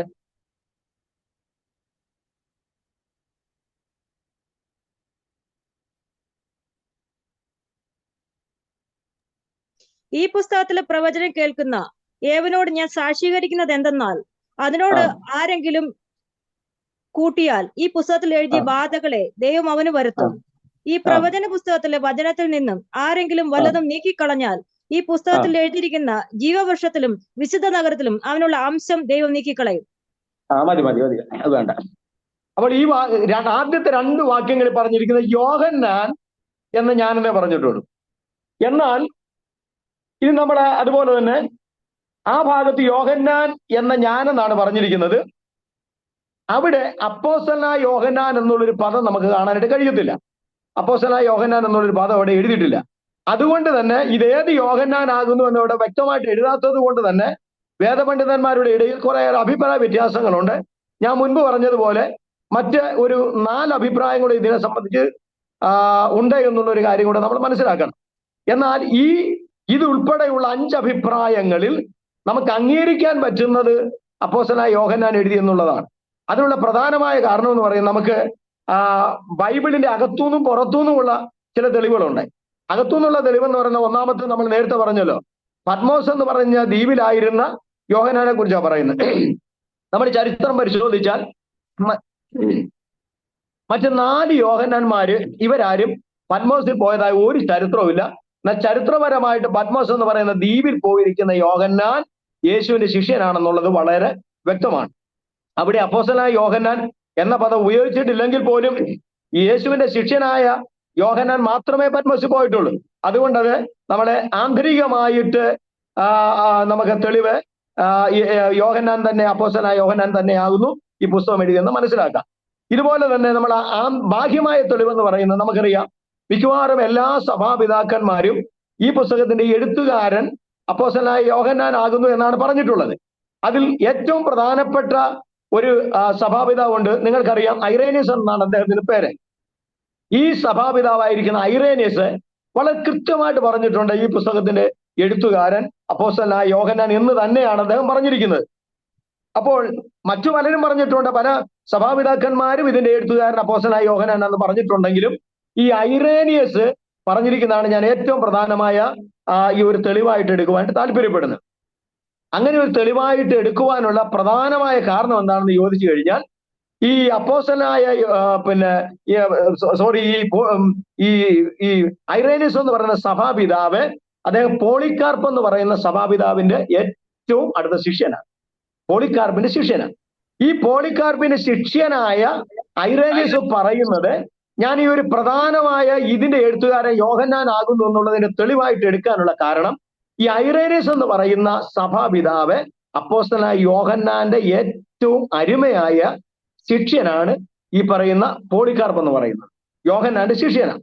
അതുകൊണ്ട് നമുക്കറിയാം ഈ പോളികാർപ്പിന്റെ മരണം തന്നെ വളരെയേറെ വേദനാജനകമായ ഒരു രക്തസാക്ഷി മരണമായിരുന്നു. 86 വയസ്സ് പ്രായമുണ്ടായിരുന്ന വയോവൃദ്ധനായ ഈ പോളികാർപ്പ് എന്ന് പറയുന്ന മനുഷ്യനെ കുറ്റിയോട് ചേർത്ത് ഉണക്ക വിറക് ചുറ്റും അടുക്കി അതിന് തീ കൊളുത്തി ഒരു പന്തം നിന്ന് കത്തുന്നത് പോലെ യേശുവിന് വേണ്ടി അവസാനം വരെ കത്തിയെരിഞ്ഞ ഒരു ദൈവ മനുഷ്യനായിരുന്നു പോളികാർപ്പ് എന്ന് പറയുന്നത്. ആ പോളികാർപ്പിന്റെ ശിഷ്യനായ ഐറേനിയസ് പറയുന്ന ഏറ്റവും ആധികാരികമായ തെളിവായിട്ട് എടുക്കാനുള്ള കാരണം, യോഹന്നാനാകുന്നു, അപ്പോസ്തലനായ യോഹന്നാനാണ് ഈ പുസ്തകം എഴുതിയത് എന്നുള്ള അറിവ് ഐറേനിയസിന് ലഭിച്ചത് യോഹന്നാന്റെ ഏറ്റവും അടുത്ത് യോഹന്നാന്റെ കൂടെ നടന്ന തന്റെ അരുമ ശിഷ്യനായ പോളികാർപ്പിൽ നിന്നുമാണ് ഈ അറിവ് ലഭിച്ചിരിക്കുന്നത്. അതുകൊണ്ട് മറ്റൊരു തെളിവിന്റെയും ആവശ്യം നമുക്കില്ല. ഇത് ഐറേനിയസിന്റെ എഴുത്തിൽ പറഞ്ഞിരിക്കുന്ന പോലെ തന്നെ അപ്പോസ്തലനായ യോഹന്നാനാകുന്നു ഇതിന്റെ എഴുത്തുകാരനെന്ന് നമുക്ക് വളരെ കൃത്യമായിട്ടും സമർത്ഥിക്കുവാനായിട്ട് കഴിയും. ഇനിയും ഇത് ഏത് കാലഘട്ടത്തിലാണ് എഴുതിയിരിക്കുന്നത്? ഇത് എഴുതിയിരിക്കുന്ന കാലഘട്ടം എന്ന് പറയുന്നത് നമുക്കറിയാം ഡൊമീഷ്യന്റെ കാലത്താണ്. അതായത് ഏകദേശം AD 96 അടുത്ത കാലത്തിലാണ് ഈ പുസ്തകം എഴുതി. അന്നാണ് ഡൊമീഷ്യൻ അവിടെ ഭരിച്ചുകൊണ്ടിരുന്നത്. അപ്പൊ ഡൊമീഷ്യൻ എന്ന് പറയുന്ന ചക്രവർത്തിയാണ് ഈ യോഹന്നാനെ നാട് കടത്തിയത് എന്നുള്ള കാര്യവും ചരിത്രത്തിൽ വളരെ കൃത്യമായിട്ട് രേഖപ്പെടുത്തി വെച്ചിട്ടുണ്ട്. അപ്പോൾ ഇനിയും ഒന്നാമതായിട്ട് ഞാൻ ഇപ്പോൾ പറഞ്ഞത് ഇത് എഴുതിയ കാലം എന്ന് പറയുന്നത് AD 96 എഴുത്തുകാരൻ എന്ന് പറയുന്നത് അപ്പോസ്തലനായ യോഹന്നാനാണ്. ഗ്രന്ഥകർത്താവ് നമ്മുടെ കർത്താവായ യേശുക്രിസ്തുവാണ്. ഇനിയും ഇത് എഴുതിയ സ്ഥലം എവിടെയാണ്? ഇത് എഴുതിയ സ്ഥലത്തെ സംബന്ധിച്ചിടത്തോളം വ്യത്യസ്തമായിരിക്കുന്ന അഭിപ്രായങ്ങൾ ഉണ്ട് എന്നുള്ളതാണ് നമുക്ക് മനസ്സിലാക്കുവാനായിട്ട് കഴിയുന്നത്. ഇത് എഴുതിയ സ്ഥലം പത്മോസ് എന്ന് പറയുന്ന ദ്വീപാണ്. ഈ പത്മോസിനെ കുറിച്ചൊന്നും ഒരു വലിയ വിശദീകരണമൊന്നും പറയാനല്ല ഞാൻ താല്പര്യപ്പെടുന്നത്. നമ്മുടെ തുടർന്ന് ഒരുപാട് കാര്യങ്ങൾ മുൻപോട്ട് പറയേണ്ടതായിട്ടുണ്ട്. എന്നാൽ ഈ എഴുതിയ സ്ഥലം പത്മോസ് എന്ന് പറയുന്ന ഒരു ദ്വീപ്. ഇത് ഈജിയൻ കടലിന്റെ ഇടയിലുള്ള ഒരു ചെറിയ ചന്ദ്രക്കലയുടെ ആകൃതിയിലുള്ള ഒരു ചെറിയ ദ്വീപാണ്. ഈ ദ്വീപ് സാധാരണയായിട്ട് പഴയ റോമൻ ഭരണ കാലഘട്ടങ്ങളിൽ റോമൻ സാമ്രാജ്യത്തെ അല്ലെങ്കിൽ അവരുടെ ഭരണത്തെ അട്ടിമറിക്കുവാൻ ശ്രമിക്കുന്ന രാജ്യദ്രോഹികളെ നാടുകടത്താൻ ഉപയോഗിച്ചിരുന്ന ഒരു സ്ഥലമായിരുന്നു. ഈ സ്ഥലത്തേക്ക് യേശുക്രിസ്തുവിന്റെ സാക്ഷ്യവും ദൈവത്തിന്റെ വചനവും മുഖാന്തരമായിട്ട് യോഹന്നാൻ എത്തിയെന്നാണ് യോഹന്നാൻ തന്നെ സാക്ഷ്യം പറയുന്നത്. യോഹന്നാനെ ഡൊമീഷ്യൻ അവിടേക്ക് നാട് കടത്തുകയായിരുന്നു. എന്നാൽ 18 മാസം അവിടെ ഈ യോഹന്നാൻ ഉണ്ടായിരുന്നെന്നും അതിനുശേഷമായിട്ട് നേർവ എന്ന് പറയുന്ന ചക്രവർത്തി 18 മാസങ്ങൾക്ക് ശേഷമായിട്ട് യോഹന്നാനെ എഫെസോസിലേക്ക് തിരിച്ചു കൊണ്ടുവന്നു എന്നൊക്കെയാണ് ചരിത്രപരമായിട്ട് നമുക്ക് രേഖകൾ ലഭിക്കുന്നത്. എന്നാൽ ഇത് എപ്പോഴാണ് ഈ പുസ്തകം എഴുതിയത്? ചിലരുടെ അഭിപ്രായം ഈ 18 മാസത്തെ ഈ ദ്വീപിലെ വാസത്തിന് ശേഷമായിട്ട് അദ്ദേഹത്തെ നേരത്തെ പറഞ്ഞ പോലെ ചക്രവർത്തി തിരിച്ച് അദ്ദേഹത്തെ എഫെസോസിൽ കൊണ്ടുവന്നപ്പോൾ അവിടെ വെച്ച് എഴുതി എന്നുള്ള ഒരു വാദം നിലനിൽപ്പുണ്ട്. എന്നാൽ നമുക്കത് കൂടുതലും വേദപണ്ഡിതന്മാർ അംഗീകരിക്കുന്ന വചനത്തിൽ നമുക്ക് മനസ്സിലാക്കുവാനും കഴിയുന്ന ഒന്ന് രണ്ട് കാര്യം എന്ന് പറയുന്നത്, ഒന്നാമത്തെ കാര്യം എന്ന് പറയുന്നത് ഇത് പത്മോസ് ദ്വീപിൽ വെച്ച് തന്നെ എഴുതി എന്നാണ് നമുക്ക് മനസ്സിലാക്കുവാനായിട്ട് കഴിയുന്നത്. നമുക്കതിന്റെ 1-ാം അധ്യായത്തിലേക്ക് തന്നെ ഒന്ന് വരാം. 1-ാം അധ്യായത്തിന് അതിന്റെ 9-10 വാക്യങ്ങളൊന്ന് വായിച്ചാട്ടെ. നിങ്ങളുടെ സഹോദരനും യേശുവിന്റെ കഷ്ടതയിലും രാജ്യത്തിലും സഹിഷ്ണുതയിലും കൂട്ടാളിയുമായ യോഹന്നാൻ എന്ന ഞാൻ ദൈവവചനവും യേശുവിന്റെ സാക്ഷ്യവും നിമിത്തം പത്മോസ് എന്ന ദ്വീപിൽ ആയിരുന്നു. 10 ദിവസത്തിൽ ഞാൻ ആത്മവിവശനായി. നീ കാണുന്നത് ഒരു പുസ്തകത്തിൽ എഴുതി എഫെസോസ്, സ്മyrna, പെർഗമോസ്, തുയതൈര, സർദിസ്, ഫിലദൽഫിയ, ലവോദിക്യ. മതി. നമുക്കറിയാം അവിടെ കർത്താവ് പറയുകയാണ്, നീ കാണുന്നത് ഒരു പുസ്തകത്തിൽ എന്ത് ചെയ്യുക? എഴുതി Ephesus, Smyrna, Pergamos, തുയതൈര, Sardis, Philadelphia, ലവോദിക്യ എന്ന് പറയുന്ന 7 സഭകൾക്ക് കൊടുക്കാൻ വേണ്ടിയാണ് പറയുന്നത്. അപ്പോൾ തീർച്ചയായിട്ടും ഞാൻ വിശ്വസിക്കുന്നത് അവിടെ ഈ വെളിപ്പാട് പുസ്തകം പ്രധാനമായിട്ടും ഈ 22 അധ്യായങ്ങൾ 404 വാക്യങ്ങളും ഇത് യോഹന്നാൻ കണ്ടതും കേട്ടതുമായ കാര്യങ്ങളാണ് എഴുതിയതെന്നാണ് നമ്മളത് പഠിച്ചു വരുമ്പോൾ മനസ്സിലാക്കാൻ കഴിയുന്നത്. പല കാര്യങ്ങൾ യോഹന്നാൻ സ്വന്തം കണ്ണുകൊണ്ട് കണ്ടു, അത് യോഹന്നാൻ എഴുതി. ഒരുപാട് കാര്യങ്ങൾ തന്റെ സ്വന്തം ചെവി കൊണ്ട് കേട്ടു, ആ കാര്യങ്ങളൊക്കെ യോഹന്നാൻ എഴുതാനിടയായി. അത് തീർച്ചയായിട്ടും ഇതെല്ലാം മനസ്സിനകത്ത് വെച്ചിട്ട് ഏതാണ്ട് 18 മാസം കഴിഞ്ഞപ്പോൾ എഫെസോസിൽ പോയി എഴുതിയെന്ന് എന്നെ സംബന്ധിച്ചിടത്തോളം ഞാൻ അത് വിശ്വസിക്കുന്നില്ല. എന്നാൽ ബൈബിളിൽ നമുക്ക് വളരെ കൃത്യമായിട്ട് മനസ്സിലാക്കാൻ കഴിയുന്നത് ഈ 1-ാം അധ്യായത്തിന്റെ 9-10 വാക്യങ്ങളിൽ പറയുന്നത് നീ കാണുന്നത് ഒരു പുസ്തകത്തിൽ എഴുതാനായിട്ട് പറഞ്ഞു. എന്നാൽ അദ്ദേഹം എഴുതിയോ ഇല്ലയോ എന്ന് ആ ഭാഗത്ത് നമുക്ക് കാണാനായിട്ട് കഴിയുന്നില്ല. എന്നാൽ അദ്ദേഹം കാണുന്നതും കേൾക്കുന്നതും അപ്പോൾ എഴുതിക്കൊണ്ടിരുന്നു എന്ന് അത് നമുക്ക് മനസ്സിലാകത്തക്ക നിലയിലുള്ള ഒരു തെളിവ് നമുക്ക് ഇതിന്റെ 10-ാം അധ്യായത്തിൽ നമുക്ക് ലഭിക്കുന്നുണ്ട്. ആ 10-ാം അധ്യായത്തിന്റെ അതിന്റെ 1 മുതലുള്ള വാക്യങ്ങളൊന്നും അതിന്റെ 2 മുതലുള്ള വാക്യങ്ങളൊന്ന് വായിച്ചാണ്. 2 മുതലുള്ള വാക്യം. അവന്റെ കയ്യിൽ തുറന്നൊരു ചെറുപുസ്തകം ഉണ്ടായിരുന്നു. അവൻ വലങ്കാൽ സമുദ്രത്തിന്മേലും ഇടങ്കാൽ ഭൂമിമേലും വെച്ചു. സിംഹം അലറും പോലെ അത്യുച്ചത്തിൽ ആർത്തു. ആർത്തപ്പോൾ 7 ഇടിയും നാദം മുഴക്കി. ആർത്തപ്പോൾ 7 ഇടി നാദം മുഴക്കി. വായിച്ചാട്ടെ. 7 ഇടി നാദം മുഴക്കിയപ്പോൾ ഞാൻ എഴുതുവാൻ ഭാവിച്ചു. അവിടെ ശ്രദ്ധിച്ചാട് അവിടെ എന്താ പറഞ്ഞിരിക്കുന്നത്?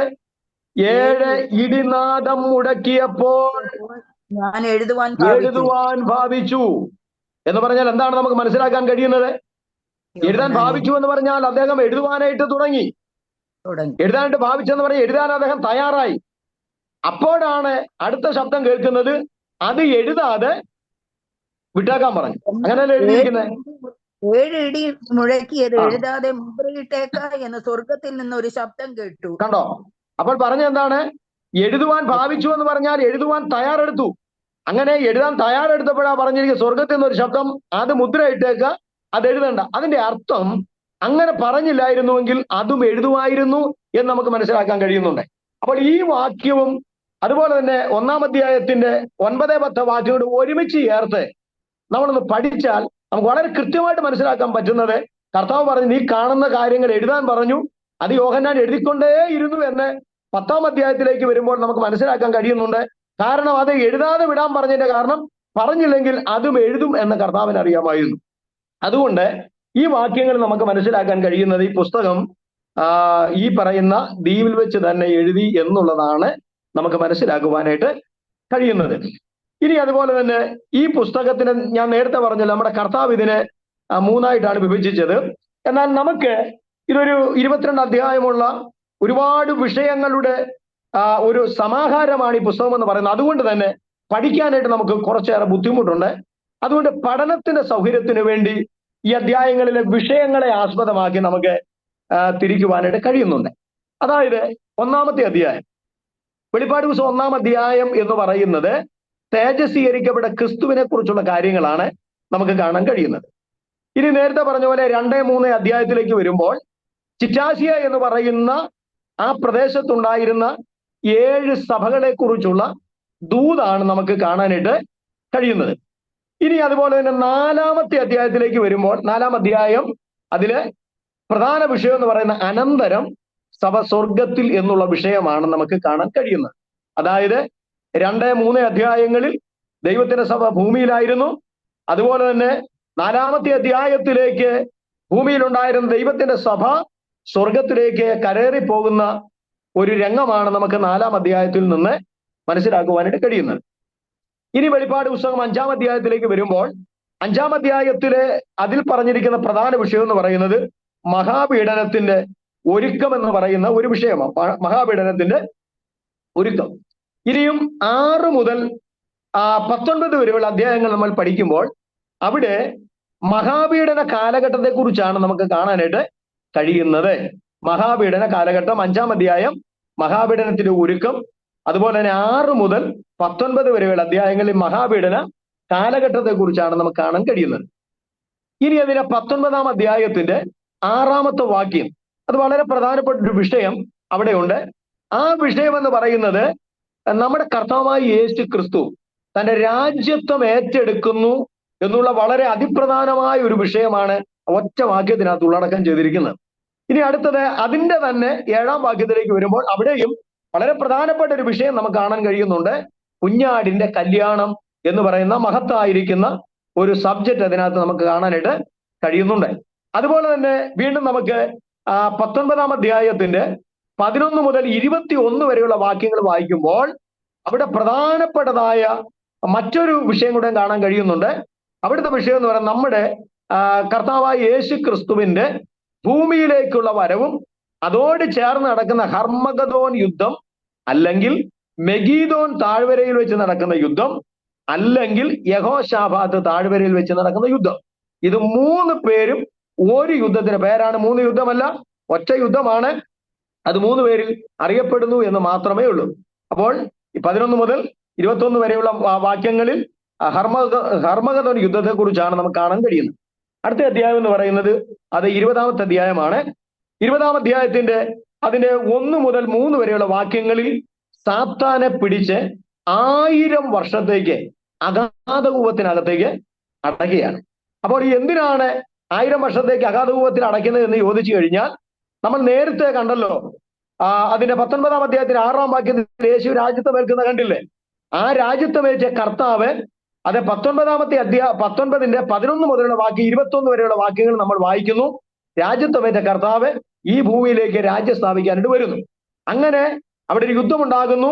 യുദ്ധത്തിന് ശേഷമായിട്ട് കർത്താവായ യേശു ക്രിസ്തു ഈ ഭൂമിയിൽ തന്റെ രാജ്യം സ്ഥാപിക്കുന്നതിന് മുൻപായിട്ട് സാത്താനെ 1000 വർഷത്തേക്ക് അഗാധത്തിൽ ചങ്ങലയിട്ട് അഗാധത്തിൽ അടയ്ക്കുന്നു എന്നാണ് നമുക്ക് ആ ഭാഗത്ത് കാണാനായിട്ട് കഴിയുന്നത്. ഇനിയും 20-ാം അധ്യായത്തിന്റെ 4-ാം വാക്യം എന്ന് പറയുന്നത് ഞാൻ നേരത്തെ പറഞ്ഞല്ലോ, 6 മുതൽ അതിന്റെ 19 വരെയുള്ള അധ്യായങ്ങളിൽ മഹാപീഡന കാലഘട്ടം എന്ന് പറഞ്ഞില്ലേ? ആ മഹാപീഡന കാലഘട്ടത്തിൽ ഇവിടെ പീഡയായിരിക്കും. അന്ന് ഇവിടെ വലിയൊരു കൂട്ടം രക്തസാക്ഷികൾ ഉണ്ടായിരിക്കും. ആ രക്തസാക്ഷികൾ ഉയർക്കുന്നതാണ് 20-ാം അധ്യായത്തിന്റെ 4-ാം വാക്യത്തിൽ കാണാൻ കഴിയുന്നത്. അതുപോലെ അതിന്റെ 20-ാം അധ്യായത്തിന്റെ 5-6 വാക്യങ്ങൾ വരുമ്പോൾ അവിടെ 1000 വർഷത്തെ 1000 കർത്താവ് ഭരിക്കുന്നു. അതുകൊണ്ട് അവിടെ 1000 ആണ്ട് വാഴ്ചയെ കുറിച്ച് നമുക്ക് കാണാനായിട്ട് കഴിയുന്നുണ്ട്. അതുപോലെ തന്നെ ഇനിയും 20-ാം അധ്യായത്തിന്റെ അതിന്റെ 7 മുതൽ 10 വരെയുള്ള വാക്യങ്ങളിൽ മറ്റൊരു പ്രധാന യുദ്ധം കാണുന്നുണ്ട്. ഗോഗ് മാഗോഗ് യുദ്ധത്തെ കുറിച്ച് നമ്മൾ കാണുന്നുണ്ട്. അപ്പോൾ ഈ ഗോഗ് മാഗോഗ് യുദ്ധം എന്ന് പറയുമ്പോൾ ഒരിക്കലും നമ്മളെ യെഹെസ്കേൽ പ്രവാചകന്റെ പുസ്തകം 38, 39 അധ്യായത്തിൽ പറഞ്ഞിരിക്കുന്ന ഗോഗ് മാഗോഗ് യുദ്ധമാണെന്ന് ചിന്തിക്കരുത്. കാരണം ആ ഗോഗ് മാഗോഗ് യുദ്ധം 3-ാമത്തെ ലോക മഹായുദ്ധമാണെങ്കിൽ ഈ പറയുന്ന ഗോഗ് മാഗോഗ് യുദ്ധം 1000 വർഷത്തെ വാഴ്ചയ്ക്ക് ശേഷമായിട്ട് ഏറ്റവും അവസാനമായിട്ട് നടക്കാൻ പോകുന്ന യുദ്ധമാണ് നമ്മൾ ഈ പറയുന്ന 20-ാം അധ്യായത്തിന്റെ 7 മുതൽ 10 വരെയുള്ളതായ വാക്യങ്ങളിൽ കാണുന്ന യുദ്ധം എന്ന് പറയുന്നത്.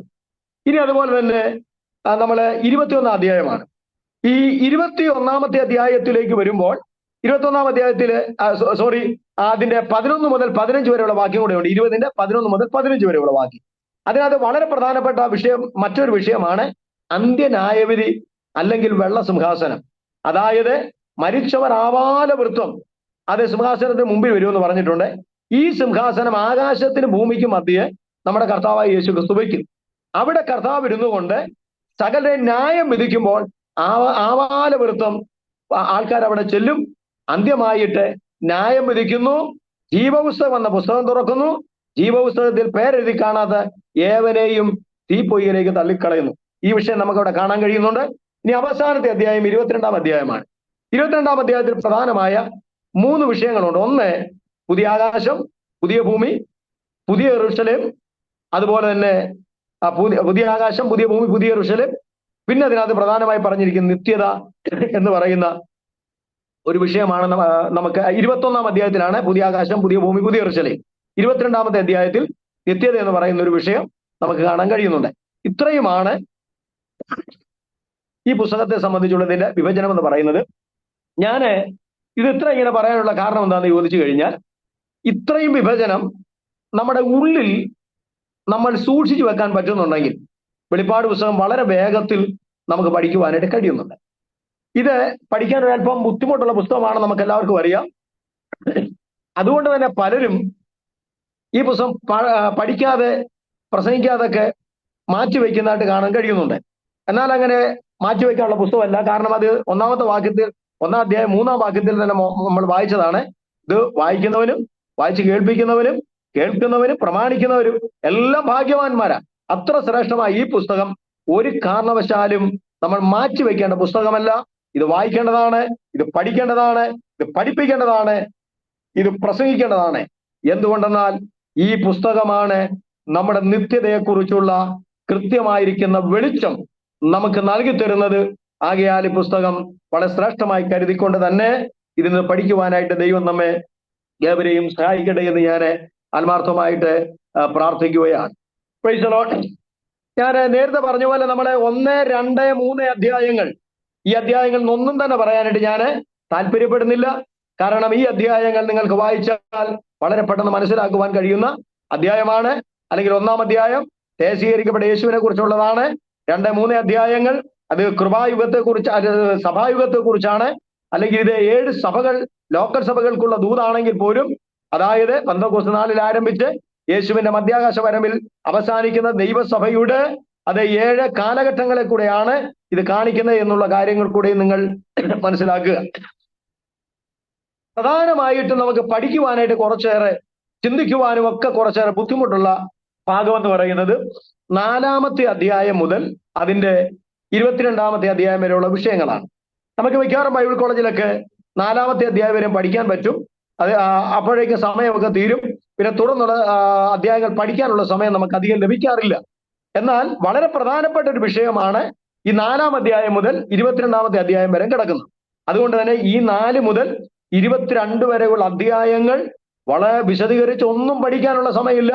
ഞാൻ നേരത്തെ പറഞ്ഞ പോലെ 1 വർഷം ഈ പുസ്തകം മാത്രം പഠിക്കേണ്ടതായിട്ട് ബൈബിൾ സ്കൂളിൽ പഠിപ്പിക്കുന്നത്.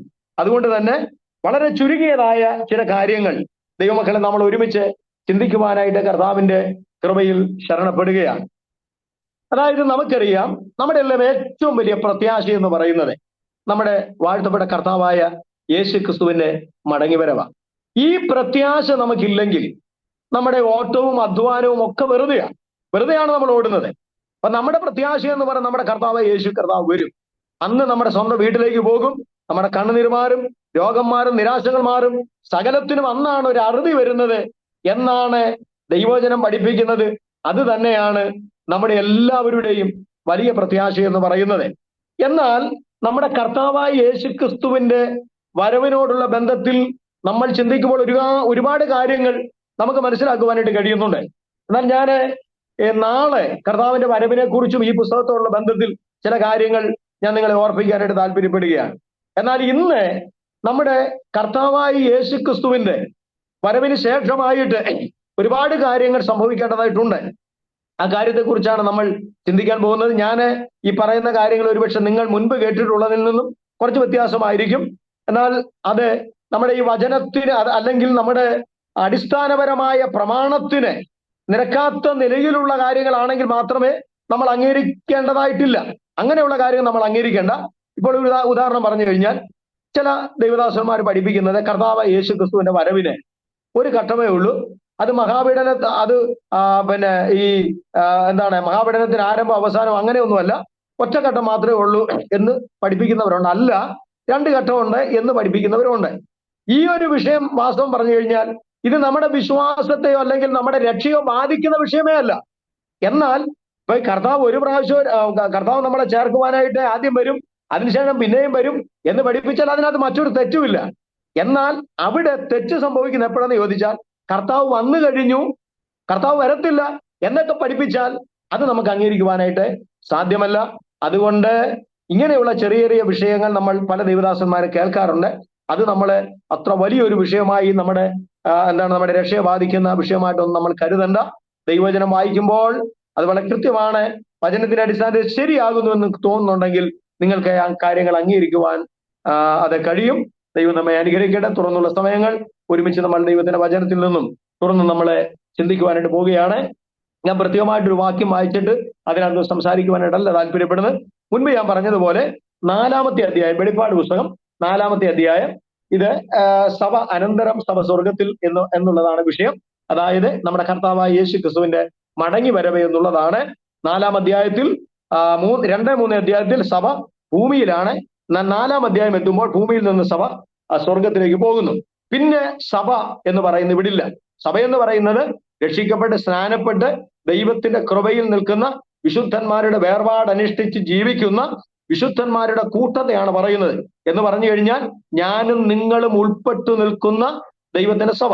ആ സഭയെ ചേർക്കുവാൻ 4-ാം അധ്യായത്തിൽ നമ്മുടെ കർത്താവായ യേശു ക്രിസ്തു ആകാശമേഘങ്ങളിൽ കടന്നു വരും. പിന്നെ നമ്മൾ ഇവിടെ ഉണ്ടായിരിക്കത്തില്ല. ഇങ്ങനെ നമ്മൾ എപ്പോഴും കർത്താവിന്റെ കൂടെ ആയിരിക്കുമെന്ന് തെസ്സലോനിക്ക ലേഖനത്തിൽ വായിക്കുന്നത് പോലെ നമ്മുടെ പ്രത്യാശയുടെ അത് പൂർത്തീകരണമായ ആ രക്ഷ അന്ന് സംഭവിപ്പാനിടയായിത്തീരും. അങ്ങനെ നമ്മൾ നമ്മുടെ കർത്താവിന്റെ കൂടെ ഈ വിഷയത്തെ കുറിച്ചൊക്കെ എവിടെയായിരിക്കും എന്നുള്ള കാര്യങ്ങളെ കുറിച്ചൊക്കെ നമ്മൾ നാളെ നമുക്ക് അതിനെക്കുറിച്ച് ചിന്തിക്കാം. നമ്മൾ കർത്താവിന്റെ കൂടെ ആയിരിക്കും.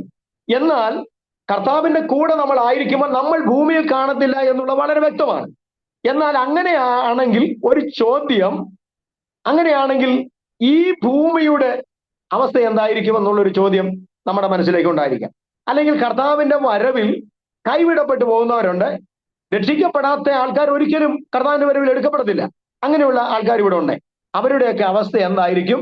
അല്ലെങ്കിൽ ഇവിടുത്തെ അന്നുണ്ടായിരിക്കുന്ന ഇവിടുത്തെ രീതികളും ഇവിടുത്തെ ഭരണങ്ങളും ഒക്കെ എന്തായിരിക്കും എന്നുള്ളതിനെ കുറിച്ച് വിശുദ്ധ ബൈബിളിൽ നമുക്ക് കാണാനായിട്ട് കഴിയുന്നുണ്ട്. അത് നമ്മുടെ ഒരു ചിന്തയാണ്, അത് നമ്മുടെ ഒരു ചോദ്യമാണ്. എന്നാൽ അതുപോലെ തന്നെ അതിനേക്കാൾ വളരെ പ്രധാനപ്പെട്ട മറ്റൊരു വിഷയം, യേശു ക്രിസ്തുവിന്റെ മടങ്ങിവരവാണ് നമുക്ക് ഏറ്റവും പ്രധാന വിഷയം. അതോടൊപ്പം തന്നെ മറ്റൊരു വിഷയം കൂടെ ഉണ്ട്.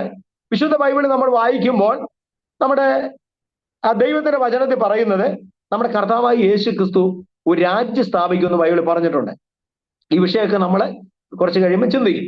യേശു പറഞ്ഞു, ദൈവവചനം പറഞ്ഞ നമ്മുടെ കർത്താവായ യേശു ക്രിസ്തു രാജ്യം സ്ഥാപിക്കും, അല്ലെങ്കിൽ ദൈവരാജ്യം ഇവിടെ സ്ഥാപിതമാകും എന്ന് പറഞ്ഞിട്ടുണ്ട്. എന്നാൽ ആ ദൈവരാജ്യം ഇവിടെ സ്ഥാപിക്കുന്നതിന് മുൻപേ ദൈവം തന്റെ രാജ്യം ഇവിടെ സ്ഥാപിക്കും. ആ രാജ്യത്തിന്റെ തലസ്ഥാനം യെരൂശലേം ആയിരിക്കുമെന്ന് യെശയ്യാപ്രവാചകന്റെ പുസ്തകം 2-ാം അധ്യായത്തിന്റെ 2 മുതലുള്ള 2-ാം വാക്യത്തിൽ നമ്മൾ വായിക്കുമ്പോൾ, അവിടെയൊക്കെ 2 മുതലുള്ള വാക്യം വായിക്കുമ്പോൾ കാണാൻ കഴിയുന്നുണ്ട്. അത് യെരൂശലേം ആയിരിക്കും ദൈവരാജ്യം, ദൈവം ഇവിടെ ഭരിക്കുന്ന, ദൈവം സ്ഥാപിക്കുന്ന രാജ്യത്തിന്റെ തലസ്ഥാനം എന്ന് പറയുന്നത്. അവിടേക്ക് സകല ജാതികളും ഒഴുകിച്ചെല്ലും എന്ന് നമുക്ക് ദൈവവചനത്തിൽ നിന്ന് മനസ്സിലാക്കുവാനായിട്ട് കഴിയുന്നുണ്ട്. അന്ന് ഇവിടെ സമാധാനം അത് സമുദ്രത്തിലെ ജലം പോലെ ഇങ്ങനെ ആയിരിക്കുമെന്നൊക്കെയാണ് ദൈവവചനത്തെ നമുക്ക് കാണാൻ കഴിയുന്നുണ്ട്. അന്ന് ചെമ്മരിയാടും കോലാടും അതുപോലെ തന്നെ സർപ്പം, കുഞ്ഞു കുട്ടികൾ എല്ലാം ഒരുമിച്ച് വാഴുന്ന ഒരു കാലം ഇവിടെ ഉണ്ടാകുമെന്ന് വിശുദ്ധ ബൈബിൾ ഇവിടെ വളരെ കൃത്യമായിട്ട് പറഞ്ഞിട്ടുണ്ട്. അതങ്ങനെ തന്നെ സംഭവിക്കും. അതിന് യാതൊരു മാറ്റവും, അങ്ങനെ തന്നെ അത് സംഭവിക്കും. എന്നാൽ ഇത്തരത്തിലുള്ള ഒരു ദൈവ രാജ്യം സ്ഥാപിക്കുന്നതിന് കുറച്ചുകൂടെ വ്യക്തമായി പറഞ്ഞു കഴിഞ്ഞാൽ, നമ്മുടെ കർത്താവായ യേശു ക്രിസ്തു നമ്മെ ചേർക്കുവാൻ കടന്നു വരുന്നതിനും കർത്താവായ യേശു ക്രിസ്തു തന്റെ രാജ്യം ഇവിടെ സ്ഥാപിക്കുന്നതിനും ഇടയിൽ വളരെ പ്രധാനപ്പെട്ടതായ ഒരു സംഭവം ഇവിടെ നടക്കാനിട്ടുണ്ട്. എന്നാൽ ദൈവരാജ്യം സ്ഥാപിച്ചതിന് ശേഷമായിട്ട് പിന്നീട് 1000 വർഷത്തെ ഭരണത്തിന് ശേഷം ഇവിടെ നടക്കേണ്ട പല കാര്യങ്ങളെ കുറിച്ച് ബൈബിൾ പറഞ്ഞിട്ടുണ്ട്. അതിനെക്കുറിച്ചൊന്നും പറയാനല്ല ഞാൻ താല്പര്യപ്പെടുന്നത്. എന്നാൽ ഇവിടെ 4-ാമത്തെ അധ്യായം ഉണ്ടല്ലോ, ഈ 4-ാമത്തെ അധ്യായത്തിനും അതുപോലെ തന്നെ 4-ാം അധ്യായം കർത്താവായ യേശു ക്രിസ്തുവിന്റെ ദൈവസഭയുടെ ഉത്പ്രാവണമാണ്. നമ്മുടെ സ്വർഗത്തിലേക്ക് പോകുന്നതിനെ കുറിച്ചുള്ള, നമ്മുടെ സ്വന്തം ഭവനത്തിലേക്ക് പോകുന്നതിനെ കുറിച്ചാണ് 4-ാം അധ്യായം, സ്വർഗാരോഹണത്തെ കുറിച്ചാണ്. എന്നാൽ ഇനിയും അതിനും യേശു കർത്താവ് രാജ്യം സ്ഥാപിക്കുന്നതിന് ഇടയ്ക്കുള്ള വലിയ സംഭവങ്ങൾ ഇവിടെ നടക്കും. ഇതിനെക്കുറിച്ചുള്ള കാര്യമാണ് നമ്മൾ 6-ാം അധ്യായം മുതൽ 19-ാമത്തെ അധ്യായം വരെയും കാണാൻ കഴിയും. കണ്ടോ, വെളിപ്പാട് പുസ്തകം 6-ാം അധ്യായം മുതൽ 19-ാം അധ്യായം വരെയും നമ്മൾ കാണാൻ പോകുന്നത് യേശു ക്രിസ്തുവിന്റെ മടങ്ങിവരവിനും 1000 ആണ്ട് വാഴ്ചയ്ക്കും ഇടയിലുള്ള വളരെ പ്രധാനപ്പെട്ട ഒരു കാര്യമാണ്. അപ്പൊ ഇത്രയും അധ്യായം ഈ ഒരു വിഷയം ചർച്ച ചെയ്യാൻ വേണ്ടി യോഹന്നാൻ മാറ്റിവെച്ചെന്നുള്ളതല്ല, കർത്താവ് അത് മാറ്റിവെച്ചിരിക്കുക. അപ്പോൾ തന്നെ നമുക്ക് മനസ്സിലാക്കാൻ പറ്റും ഈ വിഷയം എത്രമാത്രം ഗൗരവമായിട്ട് നമ്മൾ പഠിക്കേണ്ടതായിട്ടുണ്ട്. ഈ വിഷയം എത്രമാത്രം ഗൗരവമായിട്ട് നമ്മൾ മറ്റുള്ളവരെ പഠിപ്പിക്കേണ്ടതായിട്ടുണ്ട് എന്ന് നമ്മൾ മനസ്സിലാക്കേണ്ടതായിട്ട് ഉണ്ട്. അതുകൊണ്ട് ഇത് വളരെ പ്രധാനപ്പെട്ട ഒരു വിഷയമാണ്. ഇനി ഞാൻ നേരത്തെ പറഞ്ഞ പോലെ 5-ാം അധ്യായം എന്ന് പറയുന്നത് ഈ 6-ാം അധ്യായത്തിൽ പറയുന്ന മഹാപീഡനത്തിന്റെ ഒരുക്കത്തെക്കുറിച്ചുള്ള കാര്യങ്ങളാണ്. ഈ മഹാപീഡനം എന്താകുന്നു എന്നുള്ള കാര്യമൊക്കെ നമുക്ക് ചെറുതായിട്ടൊന്ന് ചിന്തിക്കാം. എന്നാൽ ഈ മഹാപീഡനം എന്ന് പറയുന്നത് എന്താണെന്ന് ചോദിച്ചു കഴിഞ്ഞാൽ നമുക്കറിയാം, ഇത് ലോക ആരംഭം മുതൽ ഇന്ന് വരെ സംഭവിച്ചിട്ടില്ലാത്തതും ഇനി മേലാൽ സംഭവിക്കാത്തതുമായ ഒരു കാലമായിരിക്കും എന്നാണ് പറഞ്ഞിരിക്കുന്നത്. പക്ഷെ ആ വാക്യം വായിക്കുന്നതിന് മുമ്പ് വെളിപ്പാട് പുസ്തകം 3-ാം അധ്യായത്തിന്റെ 10-ാമത്തെ വാക്യം ഒന്ന് വായിക്കണം. വെളിപ്പാട് പുസ്തകം 3-ന്റെ 10-ാമത്തെ വാക്യം ഒന്ന് വായിക്കും. ആ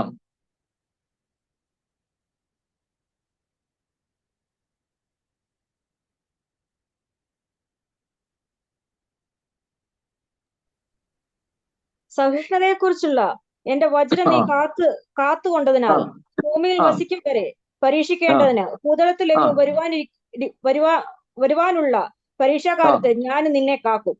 അപ്പൊ നമ്മളെല്ലാവരും ഇവിടെ ശ്രദ്ധിക്കണം. ഈ വാക്യം ഒന്ന് ശ്രദ്ധിച്ചാട്ടെ. ഒരു വലിയ പരീക്ഷാകാലം വരുമെന്ന് ബൈബിളിൽ പറഞ്ഞിരിക്കുകയാണ്. എന്നാൽ ഈ പരീക്ഷാകാലം എവിടെയെല്ലാം വരും?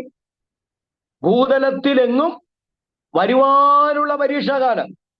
നമ്മൾ ഇന്ന് വരെയുള്ള ചരിത്രം ഒന്ന് പരിശോധിച്ചു, ദൈവസഭയുടെ ചരിത്രം നമ്മളൊന്ന് പരിശോധിച്ചാട്ടെ, അല്ലെങ്കിൽ ലോക ചരിത്രം ഒന്ന് പരിശോധിച്ചാട്ടെ. ഭൂമിയെ മുഴുവനും ബാധിച്ച ഒരു പരീക്ഷാകാലവും ഇന്ന് വരെ ചരിത്രത്തിനകത്ത് ഉണ്ടായിട്ടില്ല. എന്നാൽ വെളിപ്പാട് പുസ്തകം 3-ാം അധ്യായത്തിന്റെ 10-ാമത്തെ വാക്യത്തിൽ പറയുന്നു, ഭൂതലത്തിലെങ്ങും വലിയൊരു പരീക്ഷാകാലം വരാൻ പോവുകയാണ്. വലിയ ഒരു പരീക്ഷാകാലം. ഈ പരീക്ഷാകാലത്തെ കുറിച്ച് യിരെമ്യാ പ്രവാചകന്റെ പുസ്തകത്തിൽ പറഞ്ഞിരിക്കുന്നത് ഇത് യാക്കോബിന്റെ കഷ്ടകാലം എന്നാണ് പറഞ്ഞിരിക്കുന്നത്. നല്ല കാലമല്ല. ഭൂതലത്തിലെങ്ങും വരാനുള്ള പരീക്ഷാകാലം എന്ന് പറയുന്നത് ഇതൊരു നല്ല കാലമല്ല. ഇത് വലിയൊരു യാക്കോബിന്റെ കഷ്ടകാലം. യാക്കോബ് ഇസ്രായേലിന്റെ കഷ്ടകാലം എന്നാണ് യിരെമ്യാവിൽ നമ്മൾ കാണുന്നത്. അതുപോലെ യോഹന്നാന്റെ സുവിശേഷം 9-ാം അധ്യായത്തിന്റെ 9-ാം അധ്യായത്തിൽ നമ്മുടെ കർത്താവായ യേശു പറഞ്ഞിട്ടുണ്ട്, ഇത് ഈ ആർക്കും പ്രവർത്തിച്ചുകൂടാത്തൊരു രാത്രി എന്നാ പറഞ്ഞിരിക്കുന്നത്. ഇത് ആർക്കും പ്രവർത്തിച്ചുകൂടാത്ത ഒരു രാത്രി എന്ന് നമ്മുടെ കർത്താവ് പറഞ്ഞിട്ട്, ആർക്കും പ്രവർത്തിച്ചുകൂടാത്തൊരു രാത്രി വരുന്നു. ഇനി നമ്മുടെ ഇതേ വിഷയം തന്നെ മലാക്കിയുടെ പുസ്തകത്തിലേക്ക് വരും. മലാക്കി പറയുന്നത് ചൂള പോലെ കത്തുന്ന ഒരു ദിവസം വരുന്നു. ഇങ്ങനെ വ്യത്യസ്തമായ വാക്യങ്ങൾ ബൈബിളിൽ നമുക്ക് കാണാൻ കഴിയുന്നുണ്ട് ഈ ഒരു കാലത്തെ കുറിച്ച്. അപ്പൊ തീർച്ചയായിട്ടും ഈ പറയുന്ന ഭൂതലത്തിലെങ്ങും വരാനുള്ള ഈ പരീക്ഷാ കാലം എന്ന് പറയുന്നത് ഒരിക്കലും ഒരു നല്ല കാലമല്ല, ഇത് കഷ്ടകാലമായിരിക്കും എന്നുള്ളതിന് യാതൊരു സംശയവുമില്ല. എന്നാൽ ഈ കഷ്ടകാലത്തിന്റെ ഇനി ലോകത്ത് വരാൻ പോകുന്ന, ഭൂതലം എങ്ങും വരാൻ പോകുന്ന ഈ കഷ്ടകാലത്തിന്റെ കാഠിന്യം എത്രമാത്രം വലുതാകുന്നു എന്ന് നമ്മുടെ വാഴ്ത്തപ്പെട്ട കർത്താവായ യേശുക്രിസ്തു തന്നെ നേരിട്ട് പറഞ്ഞിട്ടുണ്ട്. അത് മത്തായിയുടെ സുവിശേഷം 24-ാം അധ്യായത്തിന്റെ 21-ാമത്തെ വാക്യം വായിക്കുമ്പോൾ നമുക്ക് കാണാൻ കഴിയുന്നുണ്ട്. മത്തായിയുടെ സുവിശേഷം 24-ാം അധ്യായം അതിന്റെ 21-ാമത്തെ വാക്യം ഒന്ന് വായിച്ചാൽ.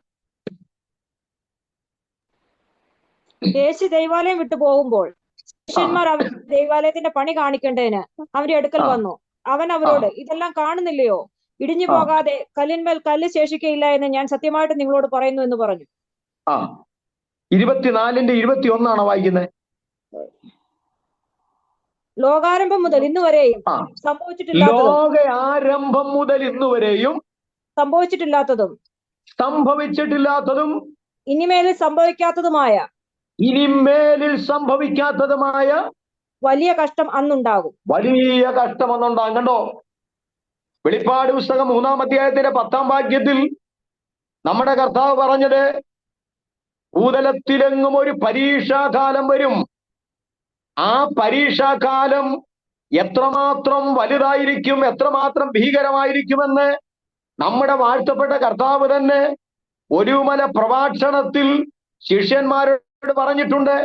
മത്തായിയുടെ സുവിശേഷം 24-21 ലോകത്തിന്റെ ആരംഭം മുതൽ ഇന്ന് വരെ സംഭവിച്ചിട്ടില്ലാത്തതും ഇനിയും മേലാൽ സംഭവിക്കാത്തതുമായ ഒരു കഷ്ടകാലമുണ്ടാകും.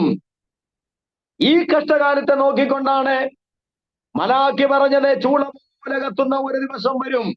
അതേ പ്രിയമുള്ളവരെ, നമ്മുടെ കർത്താവായ യേശുക്രിസ്തുവിന്റെ വരവിന് ശേഷവും അതുപോലെ തന്നെ ദൈവരാജ്യം ഇവിടെ സ്ഥാപിച്ചതിന് ശേഷവുമായി അതിനു മുൻപായിട്ടും ദൈവരാജ്യം സ്ഥാപിക്കുന്നതിന് മുൻപായിട്ടും ഈ ഭൂമി അതിഭയാനകമായ ഒരു കഷ്ടകാലത്തിലൂടെ, അതിഭയാനകമായ ഒരു പീഡയിലൂടെ കടന്നു പോകുമെന്ന് വിശുദ്ധ ബൈബിൾ വളരെ വ്യക്തമായിട്ട് പറഞ്ഞിട്ടുണ്ട്. ഇത് ലോകത്തോട് നാം വിളിച്ചു പറയേണ്ടതായിട്ടുണ്ട്. ഈ കാര്യം എല്ലാവരും തിരിച്ചറിയണമെന്ന് കർത്താവ് ആഗ്രഹിക്കുന്നു. അതുകൊണ്ട് തന്നെയാണ് ഈ അതിഭയാനകമായ കഷ്ടകാലത്തെ കുറിച്ച് വെളിപ്പാട് പുസ്തകം 6-ാം അധ്യായം മുതൽ 19 അധ്യായം വരെയും വിശദീകരിക്കുവാൻ വേണ്ടി നമ്മുടെ കർത്താവായ യേശു ക്രിസ്തു മാറ്റി വെച്ചിരിക്കുന്നത്. അതുകൊണ്ട് ഇതിന്റെ ആ പ്രാധാന്യത മനസ്സിലാക്കി ഈ വിഷയം നമ്മൾ പഠിക്കുകയും പഠിക്കുന്ന കാര്യങ്ങൾ മറ്റുള്ളവരോട് പറയുകയും ചെയ്യുവാനുള്ള വലിയൊരു ഉത്തരവാദിത്വം ദൈവം ഏൽപ്പിച്ചിട്ടുണ്ട്. അതുകൊണ്ട് തന്നെയാണ് 1 അധ്യായത്തിന്റെ 3 വാക്യത്തിൽ പറയുന്നത്, ഇത് വായിക്കുന്നതും വായിച്ചു കേൾപ്പിക്കുന്നവനും ഭാഗ്യവാൻ എന്ന് വളരെ വ്യക്തമായിട്ട് പറഞ്ഞിരിക്കുന്നത്. അപ്പോൾ ഇങ്ങനെയുള്ള ഒരു വലിയ കഷ്ടകാലം ഈ ഭൂമിയിൽ ഉണ്ടാകുമെന്ന് ബൈബിൾ വളരെ കൃത്യമായിട്ട് പറഞ്ഞിരിക്കുക. ഭൂതലത്തിൽ എങ്ങും വരാനുള്ള വലിയ ഒരു പരീക്ഷാകാലം. ഈ പരീക്ഷാകാലത്തെ കുറിച്ചാണ് നമ്മൾ 6-ാമത്തെ അധ്യായത്തിൽ നമ്മൾ 6 മുതലുള്ള അധ്യായങ്ങളിൽ വായിക്കുന്നത്. ഈ പരീക്ഷാ കാലത്തെ കുറിച്ചാണ്. അപ്പോൾ ഈ ഒരു കർത്താവ് തന്റെ സഭയെ ചേർത്ത് കഴിഞ്ഞാൽ ഇവിടെ വലിയൊരു പരീക്ഷാകാലം ഉണ്ടാകും. ഈ പരീക്ഷാകാലം ഭൂതലത്തിൽ എങ്ങും വരാനുള്ള ഒരു പരീക്ഷാകാലമാണ്. ലോകത്തിന് ആരംഭം മുതൽ ഇന്ന് വരെ ഉണ്ടായിട്ടില്ല, അതിനുശേഷം ഉണ്ടാകത്തില്ല. അങ്ങനെ ഒരു കഷ്ടകാലം ഈ ഭൂമിയിൽ ഉണ്ടാകുമ്പോൾ ഏതായാലും രക്ഷിക്കപ്പെട്ട സ്ഥാനപ്പെട്ട ദൈവമക്കൾ ഇവിടെ ഉണ്ടായിരിക്കത്തില്ല എന്ന് വചനം പറയുന്നു. എന്നാൽ നമ്മൾ നമ്മുടെ സ്വന്തം ഭവനത്തിലായിരിക്കുമ്പോൾ ഈ ഭൂമിയിൽ ആരൊക്കെ ഉണ്ടായിരിക്കും എന്നുള്ള കാര്യം കൂടി നമ്മൾ മനസ്സിലാക്കണം. അതായത് ഈ ഭൂമിയിൽ അന്നുണ്ടായിരിക്കും, 1 ഇസ്രായേൽ ഉണ്ടായിരിക്കും. അതുകൊണ്ടാണ് ഇരമ്യാൽ പറഞ്ഞിരിക്കുന്നത് യാക്കോബിന്റെ കഷ്ടകാലം എന്ന്. അതുകൊണ്ട് യാക്കോബ് എന്ന ഇസ്രായേലിന്റെ കഷ്ടകാലമായിരിക്കും. രണ്ടാമതായിട്ട് ഈ കാലഘട്ടത്തിൽ ഇവിടെ ഉണ്ടായിരിക്കുന്നത് ഇന്ന് രക്ഷിക്കപ്പെട്ടു സ്നാനപ്പെട്ടു എന്നൊക്കെ പറഞ്ഞ് കൊട്ടിപ്പാടി അന്യഭാഷ പറഞ്ഞ് പ്രവചിച്ച് നടന്നിട്ട് കർത്താവ് താൻ ഗംഭീരനാദത്തോടും പ്രധാന ദൂതന്റെ ശബ്ദത്തോടും ദൈവത്തിന്റെ കാഹളത്തോടും കൂടെ സ്വർഗത്തിൽ നിന്ന് ഇറങ്ങി വരുമ്പോൾ അങ്ങോട്ട് പോകാൻ കഴിയാതെ കൈവിടപ്പെട്ടു പോകുന്ന ഒരു വലിയ കൂട്ടം ക്രിസ്തീയ സമൂഹം ഈ ഭൂമിയിൽ ഉണ്ടായിരിക്കും. അങ്ങനെ കൈവിടപ്പെട്ടു പോയ ആ ക്രിസ്തീയ സമൂഹം ഇവിടെ ഉണ്ടായിരിക്കും. അത് കൂടാതെ യഹൂദൻ, കൈവിടപ്പെട്ടു പോയ സഭ, അത് കഴിഞ്ഞിട്ട് 3-ാമത്തെ ആൾക്കാരെന്ന് പറഞ്ഞാൽ യേശുമായിട്ട് യാതൊരു ബന്ധവുമില്ലാതെ ജീവിച്ചിരുന്ന ജാതികളായിരിക്കുന്ന ആൾക്കാർ. ഈ 3 കൂട്ടം ആൾക്കാര് അന്ന് ഈ ഭൂമിയിൽ ഉണ്ടായിരിക്കുമെന്ന് ദൈവജന പഠനത്തിലൂടെ നമുക്ക് മനസ്സിലാക്കുവാനായിട്ട് കഴിയുന്നുണ്ട്. ഈ 3 കൂട്ടം ആൾക്കാര് ഇവിടെ ഉണ്ടായിരിക്കും. അന്നിവിടെ വലിയ കഷ്ടകാലമായിരിക്കും. എന്നാൽ വെളിപ്പാട് പുസ്തകം നമ്മൾ പഠിക്കുമ്പോൾ വലിയ കഷ്ടകാലത്തിന്റെ ഒരു ലിസ്റ്റ് തന്നെ നമുക്ക് 6 മുതൽ അധ്യായങ്ങളിൽ നമുക്ക് വായിക്കാൻ പറ്റുന്നുണ്ട്. ഈ വല്ലാത്ത കഷ്ടം ഈ ഭൂമിയിൽ ഉണ്ടാകുന്നത് 3 കാര്യങ്ങൾ നടക്കുമ്പോഴാണ്.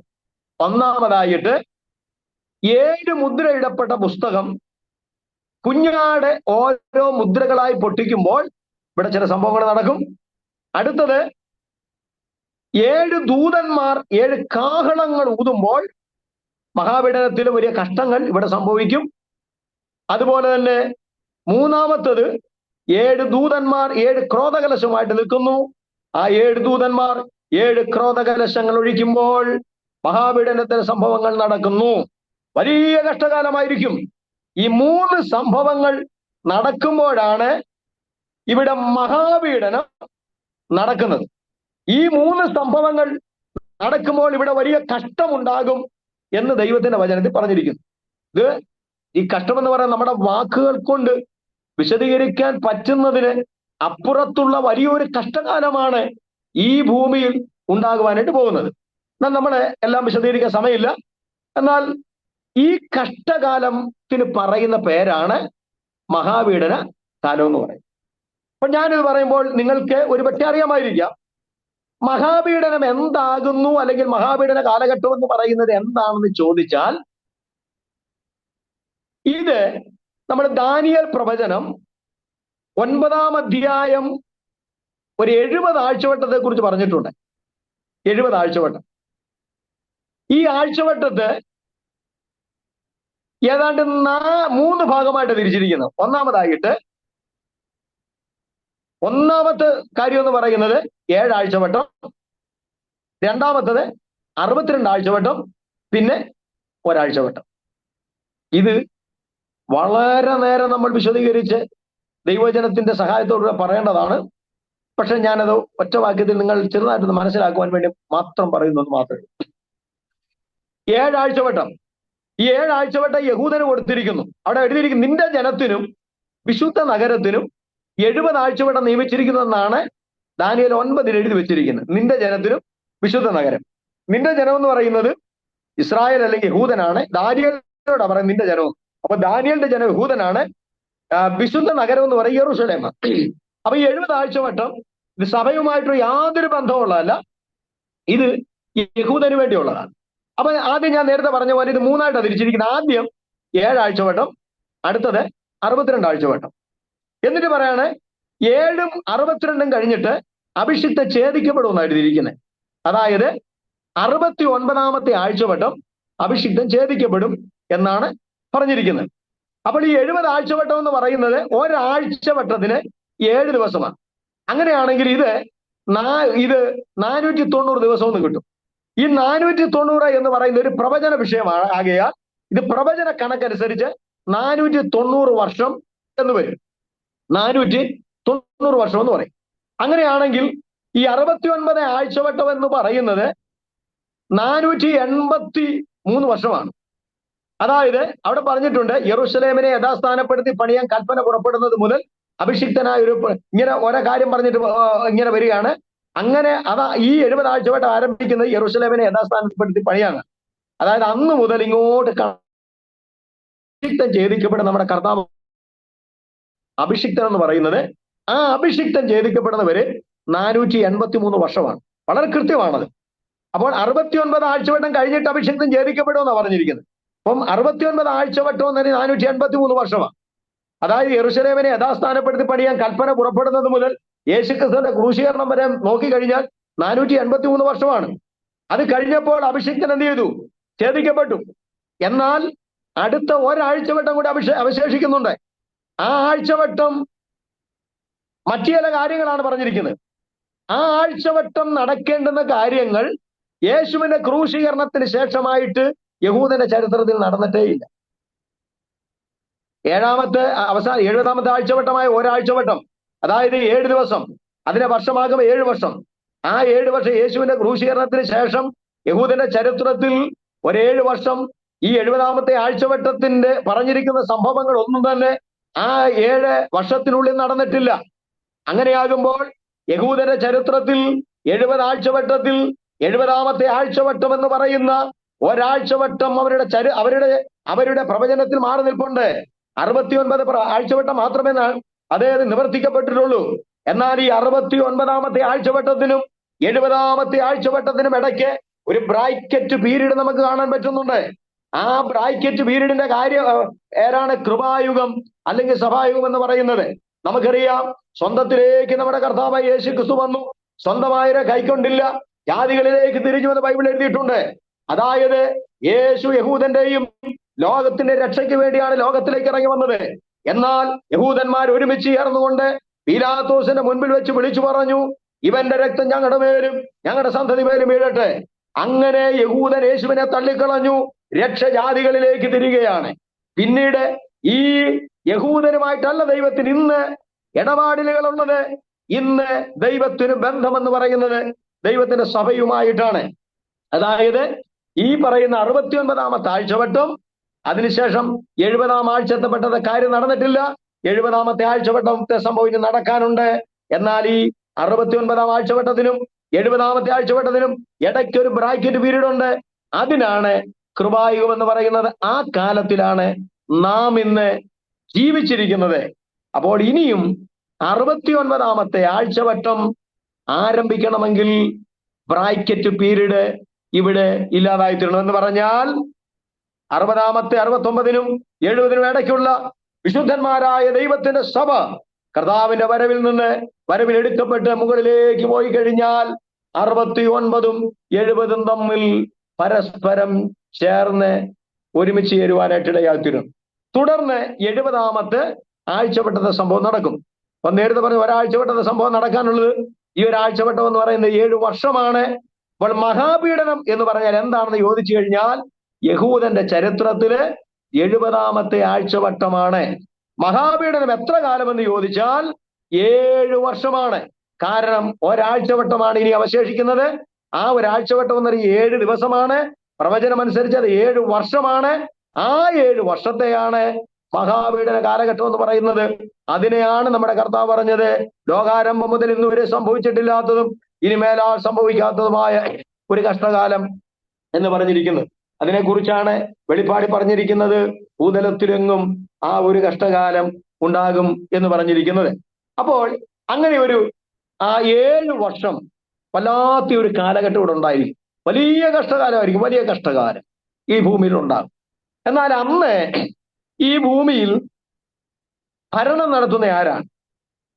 അന്ന് ഈ ഭൂമിയുടെ ഭരണമൊക്കെ എങ്ങനെയായിരിക്കും? എന്നാൽ 1000 വർഷം നമ്മുടെ കർത്താവ് ഏകാധിപതിയായിട്ട് എന്ത് ചെയ്യും? ലോകം മുഴുവനും ഭരിക്കും. നമ്മുടെ കർത്താവിന്റെ കരങ്ങളിലേക്ക് ഭരണം മുഴുവൻ വരും. ഈ ലോകം മുഴുവൻ കർത്താവ് ഭരിക്കും. പക്ഷെ കർത്താവിന്റെ കരത്തിൽ ഈ ഭരണം വരുന്നതിന് മുൻപായിട്ട് 7 വർഷം മറ്റൊരുവന്റെ കരങ്ങളിലായിരിക്കും ലോകം ഇരിക്കുന്നത്. ഈ ലോകം നമ്മുടെ വാഴ്ത്തപ്പെട്ട കർത്താവിന്റെ ഭരണത്തിലേക്ക് വരുന്നതിന് മുൻപേ 7 വർഷം ദൈവസഭ ഇവിടുന്ന് എടുക്കപ്പെട്ട് കഴിഞ്ഞാൽ 7 വർഷം ഇത് മറ്റൊരുവന്റെ ഭരണത്തിന്റെ കീഴിലായിരിക്കും ലോകമായിരിക്കും. ഈ ഒരു ഭരണകർത്താവിനെ കുറിച്ച് ബൈബിൾ വിളിക്കുന്ന പേരാണ് എതിർ ക്രിസ്തു എന്നാണ് അദ്ദേഹത്തെ വിളിക്കുന്നത്. എതിർ ക്രിസ്തു എന്ന് പറഞ്ഞാൽ സാത്താനല്ല, അദ്ദേഹം ഒരു മനുഷ്യനായിരിക്കും. ഒരു മനുഷ്യനായിരിക്കും എതിർ ക്രിസ്തു എന്ന് പറയുന്നത്. അദ്ദേഹത്തിന്റെ നേതൃത്വത്തിൽ ലോകം മുഴുവനും ഒരു ഗവൺമെന്റിന്റെ കീഴിലേക്ക് വരും. ഒരു ഗവൺമെന്റിന്റെ കീഴിലേക്ക് ലോകം മുഴുവനും വരും. എന്നാൽ ആ ഭരണം 7 വർഷം നിലനിൽക്കത്തുള്ളൂ. അത് കഴിയുമ്പോൾ അത് തകരും. നമ്മുടെ വാഴ്ത്തപ്പെട്ട കർത്താവ് ലോകത്തിന്റെ ഭരണം കർത്താവിന്റെ കരങ്ങളിലേക്ക് അത് ഏറ്റെടുക്കുവാനായിട്ട് ഇടയായിത്തീരും. എന്നാൽ ഇങ്ങനെ ഈ എതിർ ക്രിസ്തു എന്ന് പറയുന്ന ആളെ ഇവിടെ 7 വർഷം ഇവിടെ ഭരണം നടത്തും. 7 വർഷം എന്ന് ഞാൻ പറയാനായിട്ടുള്ള കാരണം എന്താണെന്ന് ചോദിച്ചാൽ, അതാണ് പറഞ്ഞത്, മഹാപീഡന കാലഘട്ടത്തിൽ ആണ് ഭരണം നടത്തുന്നത്. മഹാപീഡനം എന്ന് പറയുന്നത് 70 ആഴ്ചവട്ടമാണ്. ഒരാഴ്ചവട്ടത്തിന് 7 ദിവസമാണ്. പ്രവചനം അനുസരിച്ച് അത് 7 വർഷമാണ്. അങ്ങനെയാകുമ്പോൾ 7 വർഷം ആണ് ഈ പറയുന്ന 70 ആഴ്ചവട്ടം. അന്ന് ഇവിടെ ഭരണം നടത്തുന്നത് ഒരു ഏകലോക അധിപതി ആയിരിക്കും. അദ്ദേഹത്തിന് ബൈബിൾ കൊടുത്തിരിക്കുന്ന പേര് എതിർ ക്രിസ്തു എന്നുള്ളതാണ്. ഇദ്ദേഹത്തിന് രംഗപ്രവേശനത്തെ കുറിച്ച് ബൈബിൾ പറഞ്ഞിട്ടുണ്ട്. എതിർ ക്രിസ്തു ഈ മഹാപീഡന കാലഘട്ടത്തിൽ ലോകത്തിന്റെ ഭരണം ഏറ്റെടുക്കാൻ വേണ്ടി അദ്ദേഹം രംഗപ്രവേശനം ചെയ്യും. ഇതിനെക്കുറിച്ച് വെളിപ്പാട് പുസ്തകം 6-ാം അധ്യായത്തിൽ പറഞ്ഞിട്ടുണ്ട്. 6-ാം അധ്യായത്തിന്റെ 1-2 വാക്യങ്ങളൊന്ന് വായിച്ചാട്ട്.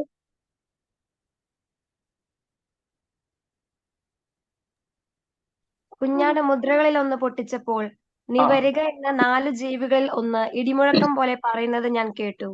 കുഞ്ഞാട് മുദ്രകളിൽ ഒന്ന് പൊട്ടിച്ചപ്പോൾ വരിക എന്ന 4 ജീവികളിൽ ഒന്ന് ഇടിമുഴക്കം പോലെ പറയുന്നത് ഞാൻ കേട്ടു. അപ്പോൾ ഞാൻ ഒരു വെള്ളക്കുതിരയെ കണ്ടു. അതിന്മേൽ ഇരിക്കുന്നവന്റെ കയ്യിൽ ഒരു വില്ലുണ്ട്. അവനൊരു കിരീടവും ലഭിച്ചു. അവൻ ജയിക്കുന്നവനായും ജയിപ്പാനായും പുറപ്പെട്ടു. അപ്പൊ അവളെ ശ്രദ്ധിച്ചാട്ടെ, ഇവിടെ ഒരുത്തൻ ഒരു വെള്ളക്കുതിരയുടെ പുറത്ത് വരിക, വെള്ളക്കുതിരയുടെ പുറത്ത് പ്രത്യക്ഷപ്പെടുകയാണ്. അപ്പോൾ ഇവന്റെ തലയിൽ ഒരു കിരീടമുണ്ട്, ഇവന്റെ കയ്യിൽ ഒരു വില്ലുണ്ട്. പക്ഷെ ഇവന്റെ കയ്യിൽ അമ്പുള്ളതായിട്ട് കാണുന്നില്ല, അല്ലേ? അങ്ങനെയല്ലേ? അവന്റെ കൈ വില്ലുണ്ട്, പക്ഷെ അമ്പിൽ അവൻ വന്നത് എന്തിനാ? ജയിക്കുന്നവനായിട്ടും ജയിപ്പാനായിട്ടും അവൻ വന്നു എന്ന് എഴുതിയിരിക്കുക. അപ്പൊ നമ്മൾ ഈ വെള്ളക്കുതിരയുടെ പുറത്ത് വന്നതുകൊണ്ട് നമ്മൾ പെട്ടെന്ന് വിചാരിക്കും ഇവൻ യേശു ക്രിസ്തു ആണോ എന്നുള്ളൊരു സംശയം ഉണ്ടായേക്കാം. പക്ഷെ ഇത് യേശു ക്രിസ്തു അല്ല, യേശു ക്രിസ്തു ആകുന്നു എന്ന് ചിന്തിക്കുന്നവരുണ്ട്. ഇത് കർത്താവായ യേശു ക്രിസ്തു ആണ് എന്ന് ചിന്തിക്കുന്നവരുണ്ട്. പക്ഷെ ഇത് കർത്താവായ യേശു ക്രിസ്തു അല്ല. എന്നാൽ ഇതുപോലെ തന്നെ നമ്മുടെ വാഴ്ത്തപ്പെട്ട കർത്താവായ യേശു ക്രിസ്തു വെള്ളക്കുതിരയുടെ പുറത്ത് വരുന്നു. അത് എവിടെയെന്ന് ചോദിച്ചു കഴിഞ്ഞാൽ, അതാണ് വെളിപ്പാട് പുസ്തകം 19-ാം അധ്യായത്തിന്റെ 11-ാമത്തെ വാക്യത്തിൽ നമ്മൾ കാണുന്നുണ്ട്, ഒരു വെള്ളക്കുതിരയുടെ പുറത്ത് കർത്താവ് വരുന്നു. എന്നാൽ ഇത് രണ്ടുകൂടെ നമ്മളൊന്ന് ചേർത്ത് പരിശോധിക്കുമ്പോൾ ഇത് നമ്മൾ വലിയ വ്യത്യാസമുള്ളതായിട്ട് കാണാൻ പറ്റുന്നുണ്ട്. നമുക്ക് അതേ അധ്യായം 19-ന്റെ 11 മുതലുള്ള വാക്യങ്ങളൊന്ന് വായിച്ചാട്ടെ. അനന്തരം സ്വർഗം തുറന്നിരിക്കുന്നത് ഞാൻ കണ്ടു. ഒരു വെള്ളക്കുതിര പ്രത്യക്ഷനായി. അതിന്മേൽ ഇരിക്കുന്നവന് വിശ്വസ്തനും സത്യവാനും എന്ന പേര്. അവൻ ഇരിക്കുന്നവന് വിശ്വസ്തനും സത്യവാനും എന്ന പേര്. അവൻ നീതിയോടെ വിധിക്കുകയും പോരാടുകയും ചെയ്യുന്നു. അവന്റെ കണ്ണ് അഗ്നിജ്വാല, തലയിൽ അനേകം രാജമുടികൾ. എഴുതിയിട്ടുള്ള ഒരു നാമവും അവനുണ്ട്, ആ അത് അവനല്ലാതെ ആർക്കും അറിഞ്ഞുകൂടാ. ആ അവൻ രക്തം തളിച്ച ഉടുപ്പ് ധരിച്ചിരിക്കുന്നു. അവന് ആ ദൈവവചനം എന്ന് പേര് പറയുന്നു. ആ സ്വർഗത്തിലെ സൈന്യം നിർമ്മലവും ആ ശുഭ്രവുമായ വിശേഷ വസ്ത്രം ധരിച്ച് ആ വെള്ളക്കുതിരപ്പുറത്ത് കയറി അവനെ ആ അനുഗമിച്ചു. മതി മതി. അപ്പൊ നിങ്ങള് ഇത് ശ്രദ്ധിച്ചു കഴിഞ്ഞാൽ ഈ 6-ാം അധ്യായത്തിൽ വെള്ളക്കുതിര പുറത്ത് വരുന്നതും 9-ാം അധ്യായം 19-ന്റെ 11 മുതലുള്ള വാക്യങ്ങളിൽ വെള്ളക്കുതിര പുറത്ത് വരുന്ന ആളും ഒരാളല്ല എന്ന് നമുക്ക് പ്രഥമ ദൃഷ്ടിയാ തന്നെ മനസ്സിലാക്കാനായിട്ട് പറ്റും. കാരണം ആദ്യം വരുന്ന ആളെ ഒരാൾ വിളിച്ചു വരുത്തുക, വരിക എന്ന് 4 ജീവികളിൽ ഒന്ന് ഇടിമുഴക്കം പോലെ പറയുന്ന കേട്ടോ, അപ്പോൾ ഒരു വെള്ളക്കുതിര പ്രത്യക്ഷപ്പെടും. പക്ഷേ ഈ പറയുന്ന 19-ാം അധ്യായത്തിൽ ആ വിളിച്ചു വരുത്തുകയല്ല, സ്വർഗത്തിൽ നിന്ന് ഇറങ്ങി വരിക. ഈ പറയുന്ന 6-ാം അധ്യായത്തിൽ വെള്ളക്കുതിരയുടെ പുറത്ത് വരുന്ന ഒറ്റയ്ക്കാണ് വരുന്നത്. മറ്റത് വലിയൊരു സൈന്യം പുറപ്പെടുകയാണ്. ഇനിയും ഈ 19-ാം അധ്യായത്തിൽ വെള്ളക്കുതിരയുടെ പുറത്ത് വരുന്ന ആളുടെ തലയിൽ അനേക രാജമുടിയുണ്ട്. പക്ഷെ ഇവിടെ വരുമ്പോൾ ഒറ്റ കിരീടം മാത്രമേ ഉള്ളൂ. എന്നാൽ ഇവിടെ ഇയാളുടെ കയ്യിൽ അമ്പാണ് ഇരിക്കുന്നത്. പക്ഷെ 19-ാം അധ്യായത്തിൽ ഇനി വരുന്ന വെള്ളക്കുതിരയുടെ പുറത്ത് വരുന്ന വ്യക്തിയുടെ കയ്യിൽ വാളാണ് ഇരിക്കുന്നത്. അതിന് പേര് തന്നെ ദൈവത്തിന്റെ വചനം എന്നാണ്. അപ്പൊ ഇതൊക്കെ വളരെ കൃത്യമാണ്. 19-ാം അധ്യായത്തിൽ പറഞ്ഞിരിക്കുന്ന നമ്മുടെ വാഴ്ത്തപ്പെട്ട കർത്താവായ യേശുവാണെന്നുള്ള യാതൊരു സംശയവുമില്ല. കാരണം അത് വളരെ കൃത്യമായിട്ട് അവിടെ പറഞ്ഞിട്ടുണ്ട് യേശുവാണെന്ന്. പക്ഷേ 6-ാം അധ്യായത്തിൽ പറഞ്ഞിരിക്കുന്ന കർത്താവായ യേശുവൻ. കാരണം അതും ഇതും തമ്മിൽ യാതൊരു ബന്ധവുമില്ല. അങ്ങനെയാണെങ്കിൽ പിന്നെ ഇവിടെ വെള്ളക്കുതിരപ്പുറത്ത് വരുന്നതായിട്ട് പറഞ്ഞിരിക്കുന്നു. അപ്പൊ തീർച്ചയായിട്ടും ഒരു കാര്യം മനസ്സിലാക്കണം, ഇവിടെ ഈ വെള്ളക്കുതിരയുടെ പുറത്ത് പ്രത്യക്ഷപ്പെടുന്ന ആൾ എതിർ ക്രിസ്തുവാണ്. എന്തുകൊണ്ട് എതിർ ക്രിസ്തു വെള്ളക്കുതിരയുടെ പുറത്ത് പ്രത്യക്ഷപ്പെട്ടു എന്ന് ചോദിച്ചാൽ അതിന് പ്രധാനമായിട്ടൊരു കാര്യമുണ്ട്. നമുക്ക് ഇന്ന് ലോകം നേരിടുന്ന ഏറ്റവും വലിയ പ്രശ്നം എന്ന് പറഞ്ഞാൽ എന്താ? സമാധാനം ഇല്ലെന്നുള്ളതാണ്. ലോകം വല്ലാത്തൊരു സമാധാനത്തിലേക്ക് നീങ്ങിക്കൊണ്ടിരിക്കുക. എന്നാൽ എതിർ ക്രിസ്തു ലോക ഭരണത്തിലേക്ക് വരുന്ന സമയത്ത് ഈ ലോകം എങ്ങനെയായിരിക്കുമെന്ന് ചോദിച്ചാൽ ഇവിടെ സമാധാനം കാണത്തില്ലെന്നുള്ളതാണ് സത്യം. സമാധാനം കാണത്തില്ല. നമുക്കറിയാം, ഇന്ന് തന്നെ മനുഷ്യന്റെ സമാധാനം നശിച്ചുകൊണ്ടിരിക്കുക. യുദ്ധങ്ങളും കൊലപാതകങ്ങളും അതുപോലെ തന്നെ ഭൂകമ്പങ്ങളും പകർച്ചവ്യാധികളും അതുപോലെ പ്രകൃതി ദുരന്തങ്ങൾ കൊണ്ട് മനുഷ്യൻ സമാധാനമില്ലാത്തൊരവസ്ഥയിലേക്ക് നീങ്ങിക്കൊണ്ടിരിക്കുക.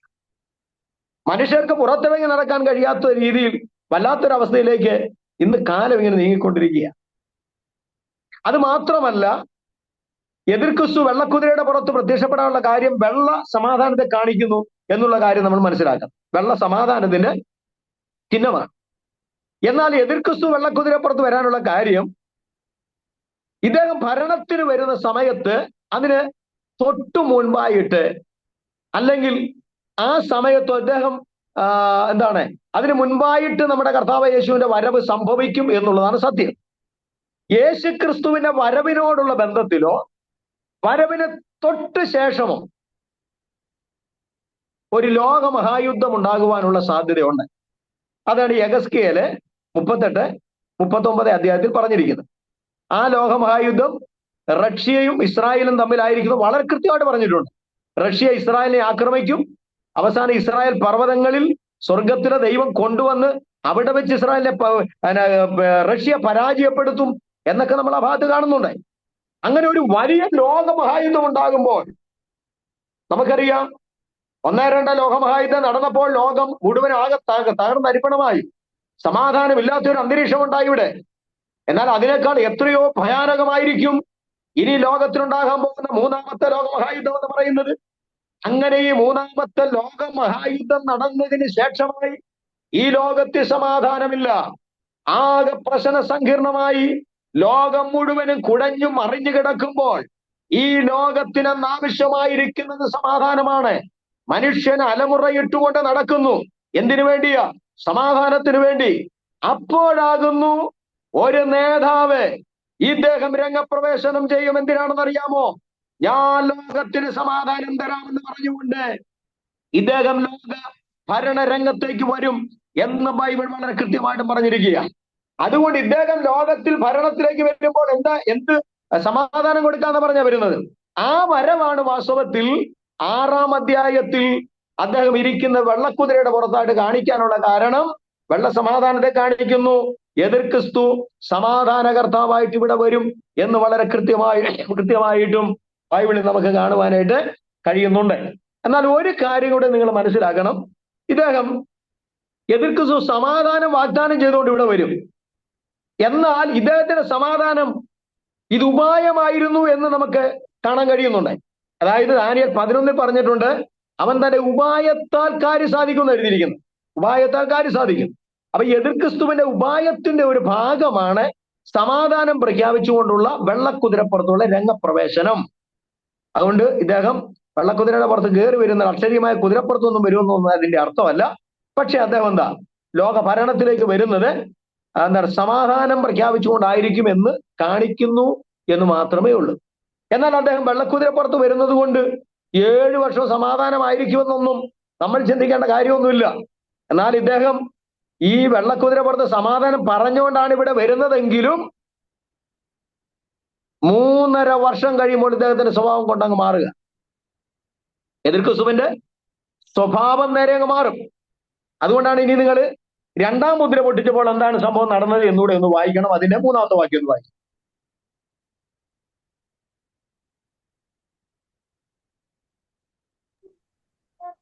അവൻ 2-ാം മുദ്ര പൊട്ടിച്ചപ്പോൾ വരുക എന്ന് 2-ാം ജീവി പറയുന്നത് ഞാൻ കേട്ടു. അപ്പോൾ ചുവന്നതായ 3-ാം മുദ്ര 2-ാം മുദ്ര പൊട്ടിച്ചപ്പോൾ വരിക എന്ന് 2-ാം ജീവി പറയുന്നത് ഞാൻ കേട്ടു. 2-ാം ജീവി പറയുന്നത് ഞാൻ കേട്ടു. അപ്പോൾ ചുവന്നതായ മറ്റൊരു കുതിര പുറപ്പെട്ടു. അതിന്റെ പുറത്തിരിക്കുന്നവനും മനുഷ്യർ അന്യോന്യം കൊല്ലുവാൻ തക്കവണ്ണം ഭൂമിയിൽ നിന്ന് സമാധാനം എടുത്തു കളയേണ്ടതിന് അധികാരം ലഭിച്ചു. ഒരു വലിയ വാളും അവന് കിട്ടി. കണ്ടോ? അപ്പൊ നമ്മള് ആദ്യത്തേത് എന്താ പറഞ്ഞിരിക്കുന്നത്? ഇയാള് എങ്ങനെ വന്ന് വെള്ളക്കുതിരപ്പുറത്തല്ലേ വന്ന്? അദ്ദേഹത്തിന്റെ തലയിൽ ഒരു കിരീടം കൊണ്ട് അധികാരത്തെ കാണിക്കുന്നു. അദ്ദേഹത്തിന്റെ കയ്യിൽ അമ്പുണ്ട്, പക്ഷെ വില്ലില്ല. അപ്പൊ ഈ വില്ലില്ലാതെ അമ്പ് കൊണ്ട് നടന്നിട്ട് കാര്യമില്ല. അതുകൊണ്ട് അത് കാണിക്കുന്ന ഇവൻ വരുമെങ്കിലും ഇവൻ ജയിക്കാനായിട്ടും ജയിപ്പാനായിട്ടാണ് വരുന്നത്. പക്ഷെ ഇവന്റെ ജയം അത് പൂർണ്ണമായി തീരത്തില്ല എന്നുള്ളതാണ് അർത്ഥം. അപ്പൊ ഇദ്ദേഹം ചുമന്ന കുതിരയുടെ പുറത്തിരുന്ന അതേ ആള് തന്നെയാണ് 2-ാം മുദ്ര പൊട്ടിച്ചപ്പോൾ 1-ാം മുദ്ര പൊട്ടിച്ചപ്പോൾ വെള്ളക്കുതിരയുടെ പുറത്തിരുന്ന അതേ ആള് തന്നെയാണ് 2-ാമത്തെ മുദ്ര പൊട്ടിച്ചപ്പോൾ ചുമന്ന കുതിര പുറത്തിരിക്കും.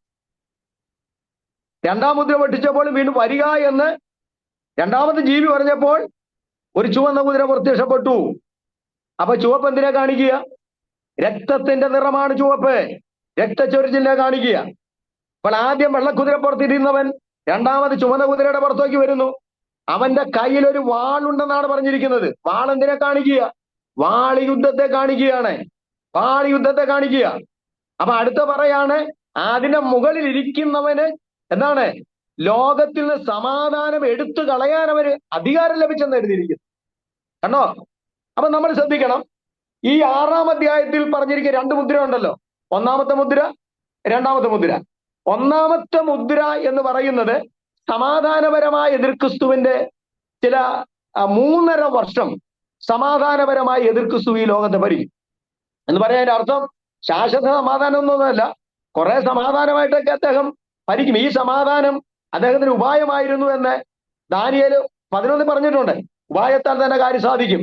ഉപായത്തോടുകൂടെ സമാധാനം പറഞ്ഞ് ലോകരാജ്യങ്ങളെല്ലാം അദ്ദേഹത്തിന്റെ അദ്ദേഹത്തിന്റെ കീഴിലേക്ക് കൊണ്ടുവരും. അങ്ങനെ വന്നു കഴിയുമ്പോൾ വീണ്ടും നമ്മൾ 2-ാം മുദ്ര പൊട്ടിച്ചപ്പോൾ ഒരു ചുമന്ന കുതിര പ്രത്യക്ഷപ്പെടുന്നു.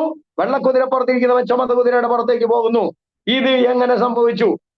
സമാധാനം പ്രഖ്യാപിച്ചുകൊണ്ട് നടന്നവൻ അടുത്തത് 2-ാം മുദ്ര പൊട്ടിച്ചപ്പോൾ അവൻ രക്തച്ചൊരിച്ചിലേക്ക് മാറുന്നു. അവന്റെ കയ്യിൽ വാള് ലഭിക്കുന്നു. അതുപോലെ തന്നെ ഭൂമിയിൽ നിന്നും ആദ്യം അവനുണ്ടാക്കിയ സമാധാനം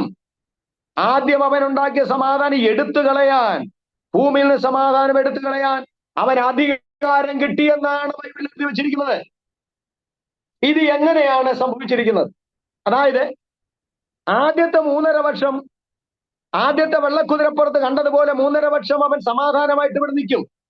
പക്ഷെ 2-ാം മുദ്ര പൊട്ടിച്ചപ്പോൾ കണ്ട ചുമന്ന കുതിരപ്പുറത്ത് ഇരിക്കുന്ന പോലെ അടുത്ത 3.5 വർഷം അവൻ ചുവന്ന കുതിരയുടെ പുറത്തായിരിക്കും എന്ന് പറഞ്ഞു കഴിഞ്ഞാൽ ഇവിടെ സമാധാനം കാണത്തില്ല, രക്തച്ചൊരിച്ചിലായിരിക്കും. ആകപ്പാടെ പ്രശ്ന സങ്കീർണമായിരിക്കുന്ന ഒരു കാലമായിരിക്കും ഈ ഭൂമിയിൽ ഉണ്ടാകാൻ പോകുന്നത്. അതുകൊണ്ടാണ് യേശു പറഞ്ഞത്, ലോകത്തിന്റെ ആരംഭം മുതൽ ഇന്ന് വരെ ഉണ്ടായിട്ടില്ലാത്തതും ഇനി മേലാൽ ഉണ്ടാകാത്ത ഒരു കഷ്ടകാലം പറഞ്ഞില്ലേ? ആ ഒരു കഷ്ടകാലമായിരിക്കും 7 വർഷത്തിൽ 2-ാമത്തെ 3.5 വർഷം എന്ന് പറയുന്നത്. ആദ്യത്തെ 3.5 വർഷം വലിയ പ്രശ്നങ്ങളൊന്നും ഇല്ലാതെ പോകും. അതിനുള്ള പ്രധാനമായ കാരണം ഞാൻ ഇപ്പോൾ പറഞ്ഞല്ലോ. ആദ്യത്തെ 3.5 വർഷം 2-ാമത്തെ 3.5 വർഷം എന്ന് പറഞ്ഞില്ലേ? അത് പറയാനുള്ള കാരണം അത് മനസ്സിലാക്കണമെങ്കിൽ ദാനിയേൽ പ്രവാചകന്റെ പുസ്തകത്തിലേക്ക് ഒന്ന് വരണം. ദാനിയേൽ പ്രവാചകന്റെ പുസ്തകം അതിന്റെ 9-ാം അധ്യായം തന്നെ ഒന്നെടുത്താട്ടെ. ദാനിയേല് 9-ാം അധ്യായത്തിന്റെ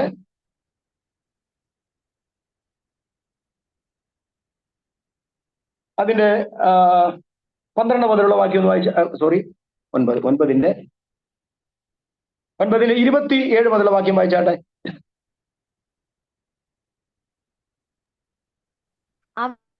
അവൻ ഒരാഴ്ചവട്ടത്തേക്ക് പലരോടും നിയമത്തെ കഴിഞ്ഞു. ആഴ്ചവട്ടത്തിന്റെ മധ്യേ അകം നിർത്തലാക്കി കളയും. മ്ലേച്ഛതകളുടെ ചിറകിന്മേൽ ശൂന്യമാക്കുന്നവൻ വരും. നിർണയിക്കപ്പെട്ടിരിക്കുന്ന സമാപ്തിയോളം ശൂന്യമാക്കുന്നവന്റെ മേൽ കോപം ചൊരിയും. അപ്പൊ നിങ്ങൾ ശ്രദ്ധിക്കണം, ആഴ്ചവട്ടത്തിന്റെ മദ്യപൻ ഹനനയാകും ഭോജനയാകും നിർത്തലാക്കും എഴുതിയിട്ടില്ലേ? ഈ ആഴ്ചവട്ടം എന്ന് പറഞ്ഞാൽ ഏതാണ്? ഈ 70-ാമത്തെ ആഴ്ചവട്ടമാണ്, 7 വർഷമാണ്. അതാണ് മഹാപീഡനം എന്ന് പറയുന്നത്. ആ മഹാപീഡന കാലഘട്ടത്തിലാണ് എതിർ ക്രിസ്തു ഭരിക്കുന്നത്. ആഴ്ചവട്ടത്തിന് മദ്യപൻ ഹനനയാകും ഭോജനയാകും നിർത്തലാക്കും എന്ന് പറഞ്ഞാൽ ഇപ്പോൾ യഹൂദൻ ഒരു ദൈവാലയമില്ല. AD 70 യഹൂദന്റെ ദൈവാലയം റോമൻ സൈന്യം നശിപ്പിച്ചു കളഞ്ഞു. എന്നാൽ യഹൂദൻ ഇന്ന് സ്വന്തമായിട്ട് ഒരു രാജ്യമുണ്ടെങ്കിലും ഇന്ന് വരെ ആയിട്ടും അവർക്ക് ഒരു ദൈവാലയം പണിയാൻ പറ്റിയിട്ടില്ല. പക്ഷെ വിശുദ്ധ ബൈബിൾ വളരെ വ്യക്തമായിട്ട് അടിവരയിട്ട് പറയുന്ന ഒരു കാര്യമുണ്ട്. യഹൂദന് ഇനിയും യെരൂശലേമിൽ ഒരു ദൈവാലയം ഉണ്ടാകും.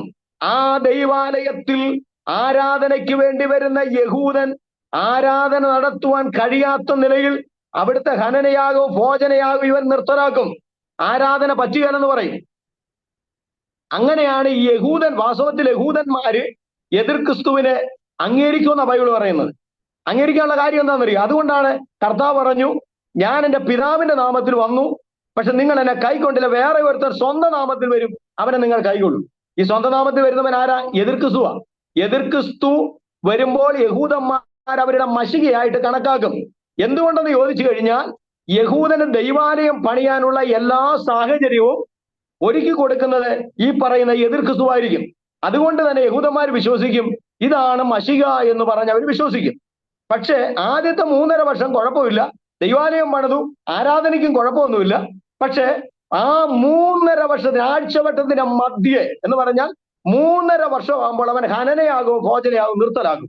എന്ന് പറഞ്ഞാൽ യെരൂശലേം ദൈവാലയത്തിലെ ആരാധന നിയമം കൊണ്ട് അദ്ദേഹം നിർത്തലാക്കും.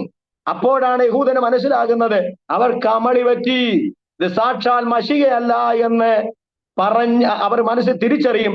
അതോടുകൂടെ ഈ പറയുന്ന എതിർ ക്രിസ്തു എതിർ ക്രിസ്തുവും തന്റെ സൈന്യവും യഹൂദനെ പീഡിപ്പിക്കുവാനായിട്ട് ആരംഭിക്കും. ഇനി നിങ്ങൾ ശ്രദ്ധിക്കണം, അടുത്തത് ഈ 3.5 വർഷത്തിന് ശേഷമായിട്ട് പിന്നെ നേരത്തെ പറഞ്ഞ ചുമന്ന കുതിരപ്പുറത്ത് ഇരിക്കുന്ന പോലെ ഭയങ്കര കഷ്ടകാലമായിരിക്കും. അങ്ങനെ ഉണ്ടാകാനുള്ള കാര്യം ഇയാൾ ഇങ്ങനെ ഈ ആരാധനയൊക്കെ നിരോധിക്കാനുള്ള പ്രധാനമായിട്ടൊരു കാരണമാണ്.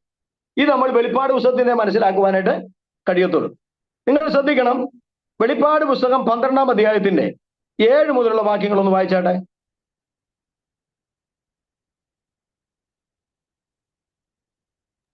പിന്നെ സ്വർഗത്തിൽ യുദ്ധമുണ്ടായി. മീഖായേലും അവന്റെ ദൂതന്മാരും മഹാസർപ്പത്തോട് പടവെട്ടി. തന്റെ ദൂതന്മാരുമായി മഹാസർപ്പവും പടവെട്ടി ജയിച്ചതില്ല താനും. സ്വർഗത്തിൽ അവരുടെ സ്ഥലം പിന്നെ കണ്ടതുമില്ല.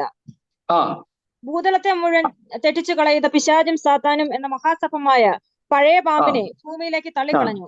അവന്റെ ദൂതന്മാരും സ്വർഗത്തിൽ യുദ്ധം ഉണ്ടായെന്ന് പറഞ്ഞു കഴിഞ്ഞാൽ 3-ാം സ്വർഗത്തിലല്ല, മധ്യാകാശത്തില. ഇന്ന് സാത്താൻ ഭൂമിയിലല്ല, അവന്റെ എന്താണ് ഭരണത്തിന്റെ കേന്ദ്രം എന്ന് പറയുന്നത് മധ്യാകാശത്തില. അവിടെ വെച്ചൊരു യുദ്ധം ഉണ്ടാകും. മീഖായേലും തന്റെ സൈന്യവും മഹാസർപ്പത്തോട് പടവെട്ടും.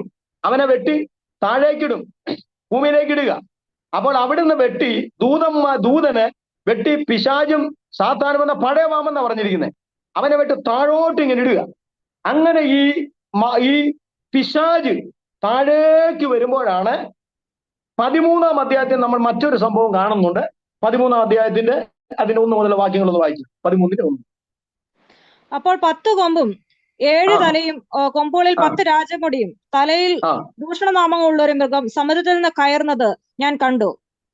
ഞാൻ കണ്ട മൃഗം പുള്ളിപ്പുലിക്ക് സദൃശവും അതിന്റെ വാൽ കരടിയുടെ കാൽ പോലെയും വായ് സിംഹത്തിന്റെ വായ് പോലെയും ആയിരുന്നു. അതിന് മഹാസർപ്പം തന്റെ ശക്തിയും സിംഹാസനവും വലിയ അധികാരവും കൊടുത്തു. അപ്പൊ നിങ്ങൾ ശ്രദ്ധിക്കണം, ഇവിടെ പറയുന്ന ഈ സമുദ്രത്തിനകത്തുനിന്ന് കയറി വരുന്ന ഒരു പ്രത്യേക സങ്കര വർഗത്തിൽ വരുന്ന പറഞ്ഞാൽ ഒരു 3-4 മൃഗങ്ങളുടെ രൂപം എല്ലാം കൂടെ ഒരുമിച്ച് ചേർന്ന ഒരു രൂപമാണ് സമുദ്രത്തിൽ നിന്ന് കയറി വരുന്നത്. അപ്പൊ ഇതൊക്കെ വിശദീകരിക്കാനായിട്ട് നമുക്ക് ഒരു ദിവസം ഒന്നും പോലെ അത്രമാത്രം ഒരുപാട് കാര്യങ്ങൾ പറയാനുണ്ട്. അതുകൊണ്ട് ഞാൻ അതിലേക്കൊന്നും പോകുന്നില്ല. എന്നാൽ ഈ വരുന്ന മൃഗമെന്ന് പറയുന്നത് ഒന്ന് പുനഃസ്ഥാപിക്കപ്പെടാൻ പോകുന്ന റോമൻ സാമ്രാജ്യത്തെയാണ് കാണിക്കുന്നത്. സമയമുണ്ടെങ്കിൽ പിന്നീടൊക്കെ നമ്മൾ നാളെയൊക്കെ ആ കാര്യം ചിന്തിക്കും. പുനഃസ്ഥാപിക്കപ്പെടാൻ പോകുന്ന റോമൻ സാമ്രാജ്യത്തെയാണ് കാണിക്കുന്നത്. അതോടൊപ്പം തന്നെ റോമൻ സാമ്രാജ്യത്തിൽ നിന്നുമാണ് ഈ ലോക ഭരണത്തിലേക്ക് വരുന്ന എതിർ ക്രിസ്തുവിനെയാണ് കാണിക്കുന്നത്. എതിർ ക്രിസ്തുവിനെയാണ്. അപ്പോൾ ഇവിടെ ഇത് ഒന്ന് റോമൻ സാമ്രാജ്യത്തെ കാണിക്കുന്നു, 2 കാര്യത്തെ കാണിക്കുന്നു. ഒന്ന് റോമൻ സാമ്രാജ്യം, 2 എതിർ ക്രിസ്തുവിനെ കാണിക്കുന്നു. അങ്ങനെയാണെങ്കിൽ ഇത് നമ്മളെ ഇപ്പോൾ എതിർ ക്രിസ്തുവായിട്ട് നമുക്കിതിനെ എടുക്കാം. അങ്ങനെയാണെങ്കിൽ 12-ാം അധ്യായത്തിന്റെ 7 മുതലുള്ള വാക്യങ്ങളിൽ സ്വർഗത്തിൽ ഒരു യുദ്ധം ഉണ്ടാകുന്നു. യുദ്ധത്തിൽ ദൂതൻ പിശാചിനെ വെട്ടി എന്ത് ചെയ്തു? മഹാസർപ്പമായ പാമ്പിനെ വെട്ടി താഴേക്കിടുക. അപ്പൊ അവൻ ഇങ്ങനെ ഭൂമിയിലേക്ക് വരുന്ന സമയത്താണ് ഈ 13-ാം അധ്യായത്തിൽ കാണുന്ന മൃഗം. ആ മൃഗം തന്നെയാണ് വാസ്തവത്തിൽ വെളിപ്പാട് പുസ്തകം 6-ാം അധ്യായത്തിൽ വെള്ളക്കുതിരയുടെ പുറത്തിരിക്കുന്നത്. അവൻ ആരാണ്? എതിർ ക്രിസ്തുവാണ്. അപ്പോൾ വെളിപ്പാട് പുസ്തകം 6-ാം അധ്യായത്തിൽ വെള്ളക്കുതിരയുടെ പുറത്തിരിക്കുന്നവനും അതുപോലെ തന്നെ വെളിപ്പാട് പുസ്തകം 13-ാം അധ്യായത്തിൽ സമുദ്രത്തിൽ നിന്ന് കയറി വരുന്ന മൃഗവും ഒരേ കാര്യത്തെ കാണിക്കുന്നു. അത് ഈ ലോകത്തെ ഭരിക്കാൻ പോകുന്ന എതിർ ക്രിസ്തുവിനെ കാണിക്കുക. അങ്ങനെയാണെങ്കിൽ ഈ മഹാസർപ്പം തന്റെ ശക്തിയും അധികാരവും മൃഗത്തെ ഏൽപ്പിച്ചു എന്ന് പറഞ്ഞാൽ എന്താണ് അർത്ഥം? എതിർ ക്രിസ്തു പിശാചല്ല, അതൊരു മനുഷ്യനാണ്. പക്ഷെ ഈ മൃഗത്തിന് കൊടുത്തു. പിശാച് തന്റെ അധികാര ശക്തിയും ഈ മൃഗത്തിന് കൊടുത്തെന്ന് പറഞ്ഞു കഴിഞ്ഞാൽ എന്താ? ഈ 13-ാം അധ്യായത്തിലെ മൃഗം തന്നെയാണ് കാണുന്ന വെള്ളക്കുതിരയുടെ പുറത്തിരിക്കുന്നവൻ. അങ്ങനെയാണെങ്കിൽ ഈ അധികാരം ആർക്ക് കൊടുത്തു? എതിർ ക്രിസ്തുവിന് കൊടുത്തു. അപ്പോൾ എതിർ ക്രിസ്തുവിന് പിശാച് തന്നെ അധികാരം കൊടുത്തതോടുകൂടെ ഇവന്റെ സ്വഭാവം മാറി. വാസ്തവത്തിൽ ഈ ക്രിസ്തു എന്ന് പറഞ്ഞ അഭിഷിക്തനാണ്. ഈ അഭിഷേകം, പിശാചിന്റെ അഭിഷേകം, അധികാരം മുഴുവനും എതിർ ക്രിസ്തുവിൽ ഇവന് കൊടുത്തോടുകൂടി ഇവന് സാക്ഷാൽ ക്രിസ്തുവിനെതിരായിട്ട് തീരുന്നത് ആഴ്ചവട്ടത്തിന്റെ മധ്യ. ഇതുകൊണ്ടാണ് ഈ ഒരു 12-ാം അധ്യായത്തിലും 13-ാം അധ്യായത്തിലും ഈ സംഭവം നടക്കുന്നത് കൊണ്ടാണ് വെളിപ്പാട് പുസ്തകം 6-ാം അധ്യായത്തിന്റെ 2-ാം മുദ്ര പൊട്ടിച്ചപ്പോൾ ഇവനെ നേരെ ചുമന്ന മുദ്രപ്പുറത്ത് കാണുന്നു. ഇവന്റെ സ്വഭാവം മാറാനുള്ള കാര്യം എന്താണ്? ഇവനിലേക്ക് പിശാച് കയറുന്നു. അതുകൊണ്ടാ വെളിപ്പാട് പുസ്തകം 6-ാം അധ്യായത്തിൽ 2-ാം മുദ്ര പൊട്ടിച്ചപ്പോൾ അവന് ഭൂമിയിൽ നിന്ന് സമാധാനം എടുത്തു കളയാൻ അധികാരം കൊടുത്തു എന്ന് പറഞ്ഞിരിക്കുന്നത് ഏതാണ്? അതാണ് 13-ാം അധ്യായത്തിൽ പിശാചിന്റെ അധികാരവും സിംഹാസനവും അത് എതിർ ക്രിസ്തുവിനെ ഏൽപ്പിച്ചു, മൃഗത്തെ ഏൽപ്പിച്ചു എന്ന് പറഞ്ഞിരിക്കുന്നത്. ഇതോടുകൂടി അവന്റെ സ്വഭാവം മാറുകയാണ്. ഇതിന് ശേഷമായിട്ട് വരുന്ന അടുത്ത 3.5 വർഷം അതിഭയാനകമായിരിക്കുന്ന ഒരു കഷ്ടകാലം. ഇതാണ് സാക്ഷാൽ കഷ്ടകാലം. ആദ്യത്തെ 3.5 വർഷം കഷ്ടതയും പ്രശ്നങ്ങളും ഉണ്ടെങ്കിലും സാക്ഷാൽ മഹാപീഡന കാലഘട്ടം എന്ന് പറയുന്നത്, അതായത് മലാക്കി പറഞ്ഞതുപോലെ ചൂള പോലെ കത്തുന്ന ഒരു ദിവസം എന്ന് പറഞ്ഞിരിക്കുന്നത്, ആർക്കും പ്രവർത്തിച്ചു കൂടാത്ത രാത്രി എന്ന് നമ്മുടെ കർത്താവ് പറഞ്ഞിരിക്കുന്നത്, യാക്കോബിന്റെ സാക്ഷാൽ കഷ്ടകാലമെന്ന് ഇരമ്യാ പ്രവാചകൻ പറഞ്ഞിരിക്കുന്നത്, അതുപോലെ തന്നെ ഭൂതലത്തിൽ ഇന്നുവരെ സംഭവിച്ചിട്ടില്ലാത്തതും ഇനി മേലാ സംഭവിക്കാത്തമായ ഒരു കഷ്ടകാലമെന്ന് നമ്മുടെ വാഴ്ത്തപ്പെട്ട കർത്താവ് പറഞ്ഞിരിക്കുന്ന അതിഭയാനകമായ കഷ്ടകാലം ആരംഭിക്കാൻ തുടങ്ങുന്നത് ആദ്യത്തെ 3.5 വർഷത്തിന് ശേഷമായിരിക്കും. അതിനുശേഷമായിട്ട് ഇവിടെ വലിയ കഷ്ടകാലം ഉണ്ടാകും എന്ന് നമുക്ക് കാണാൻ കഴിയുന്നുണ്ട്. ഈ കഷ്ടകാലം യുദ്ധം കൊണ്ട് തീരുന്നതല്ല. അത് മാത്രമല്ല, ഇനിയും നമ്മൾ അതിനുശേഷമായിട്ട് എന്തെല്ലാം കഷ്ടകാലം ഇവിടെ ഉണ്ടാവുമെന്ന് ബൈബിളിൽ പറഞ്ഞിട്ടുണ്ട്. വല്ലാത്ത കഷ്ടകാലം. ഇനി ഈ പറയുന്ന എതിർ ക്രിസ്തു എവിടെ നിന്ന് വരും എന്നും വളരെ കൃത്യമായിട്ട് ബൈബിളിൽ പറഞ്ഞിട്ടുണ്ട്. ഇതൊക്കെ നമ്മൾ മനസ്സിലാക്കണമെങ്കിൽ നേരെ ദാനിയേൽ പ്രവാചകന്റെ പുസ്തകത്തിലേക്ക് പോകണം. ദാനിയേൽ പ്രവാചകന്റെ പുസ്തകം അതിന്റെ 7-8 അധ്യായങ്ങൾ പഠിച്ചെങ്കിൽ മാത്രമേ നമുക്ക് എതിർ ക്രിസ്തു എവിടെ നിന്ന് വരുമെന്ന് ചിന്തിക്കുവാനായിട്ട് കഴിയത്തുള്ളൂ. അതിനെക്കുറിച്ചും നമ്മുടെ അല്പസമയം കൂടെ നമ്മുടെ മുൻപിലുണ്ട്. ആ സമയത്തിലൂടെ ആ കാര്യം കൂടെ പറഞ്ഞ് ബാക്കി കാര്യങ്ങൾ നമുക്ക് നാളെ ചിന്തിക്കുവാനായിട്ട് ദൈവം നമ്മെ സഹായിക്കട്ടെ. അതുകൊണ്ട് നമുക്ക് ആ ദാനിയേൽ പ്രവാചകന്റെ പുസ്തകത്തിലേക്ക് ഒന്ന് വരാം. ദാനിയേൽ പ്രവാചകന്റെ പുസ്തകം 7-ാം അധ്യായം ഒന്ന് എടുത്താട്ടെ. ദാനിയേൽ പ്രവചനം 7-ാം അധ്യായം.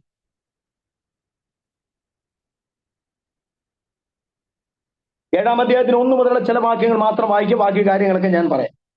1 മുതലുള്ള വാക്യം വായിച്ചാൽ. ബാബേൽ രാജാവായ ബേൽശസ്സറിന്റെ 1-ാം ആണ്ടിൽ ദാനിയേൽ ഒരു സ്വപ്നം കണ്ടു. അവന് കിടക്കയിൽ വെച്ച് ദർശനങ്ങൾ ഉണ്ടായി. അവൻ സ്വപ്നം എഴുതി കാര്യത്തിന്റെ സാരം വിവരിച്ചു. ദാനിയേൽ വിവരിച്ച് പറഞ്ഞ എന്തെന്നാൽ, ഞാൻ രാത്രിയിൽ കണ്ട ദർശനത്തിൽ കണ്ടത് ആകാശത്തിലെ 4 കാറ്റും സമുദ്രത്തിന്റെ നേരെ അടിക്കുന്നത് ഞാൻ കണ്ടു. അപ്പോൾ അടിക്കുന്നത് ഞാൻ കണ്ടു. തമ്മിൽ ഭേദിച്ചിരിക്കുന്ന 4 മഹാമൃഗങ്ങൾ സമുദ്രത്തിൽ നിന്ന് കരയേറി വന്നു. ഒന്നാമത്തേത് സിംഹത്തോട് സദൃശവും കഴുകിൻ ചിറക് ഉള്ളതുമായിരുന്നു. ഞാൻ നോക്കിക്കൊണ്ടിരിക്കുക, അതിന്റെ ചിറക് പറഞ്ഞുപോയി. മതി, ഇനിയിപ്പം പിന്നീട് നിങ്ങൾ വായിച്ചാൽ മതി.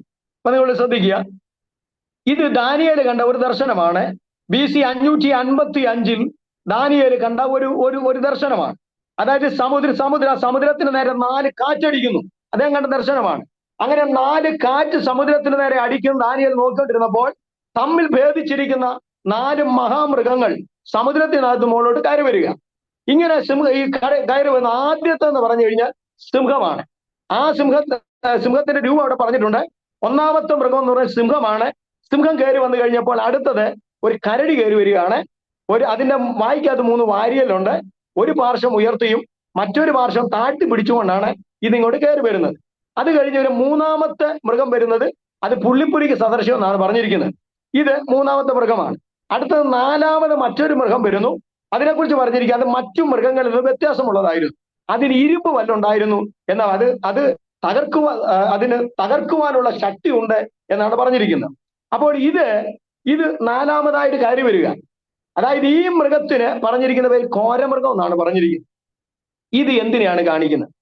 ഇതൊക്കെ നമുക്ക് ഒരുപാട് വിശദീകരിക്കാനുള്ള കാര്യമെങ്കിലും അതിന്റെ 17ാമത്തെ വാക്യം ഒന്ന് വായിച്ചാൽ എന്തിനെയാണ് കാണിക്കുന്നത്? വായിച്ചാൽ ആ 4 മഹാമൃഗങ്ങൾ ഭൂമിയിൽ ഉണ്ടാകുവാനിരിക്കുന്ന 4 രാജാക്കന്മാരാകുന്നു. എന്താണ് പറഞ്ഞിരിക്കുന്നത്? എന്താ അവിടെ പറഞ്ഞിരിക്കുന്നത്? ആ 4 മഹാമൃഗങ്ങൾ ഭൂമിയിൽ ഉണ്ടാകുവാനിരിക്കുന്ന 4 മഹാമൃഗങ്ങൾ എന്താ?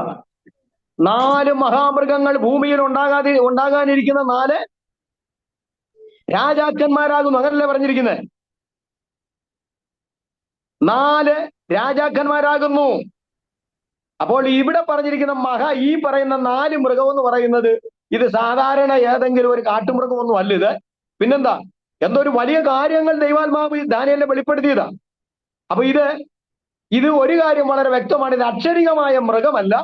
പക്ഷെ ഈ വെളിപ്പാടിൽ കണ്ട മൃഗം 4 രാജാക്കന്മാരെ കാണിക്കുന്നു എന്നാണ് എഴുതിയിരിക്കും. 4 രാജാക്കന്മാരെ കാണിക്കുക. ഇനി അടുത്തതായിട്ട് അതിന്റെ 23ാമത്തെ വാക്യം ഒന്ന് വായിക്കാമോ?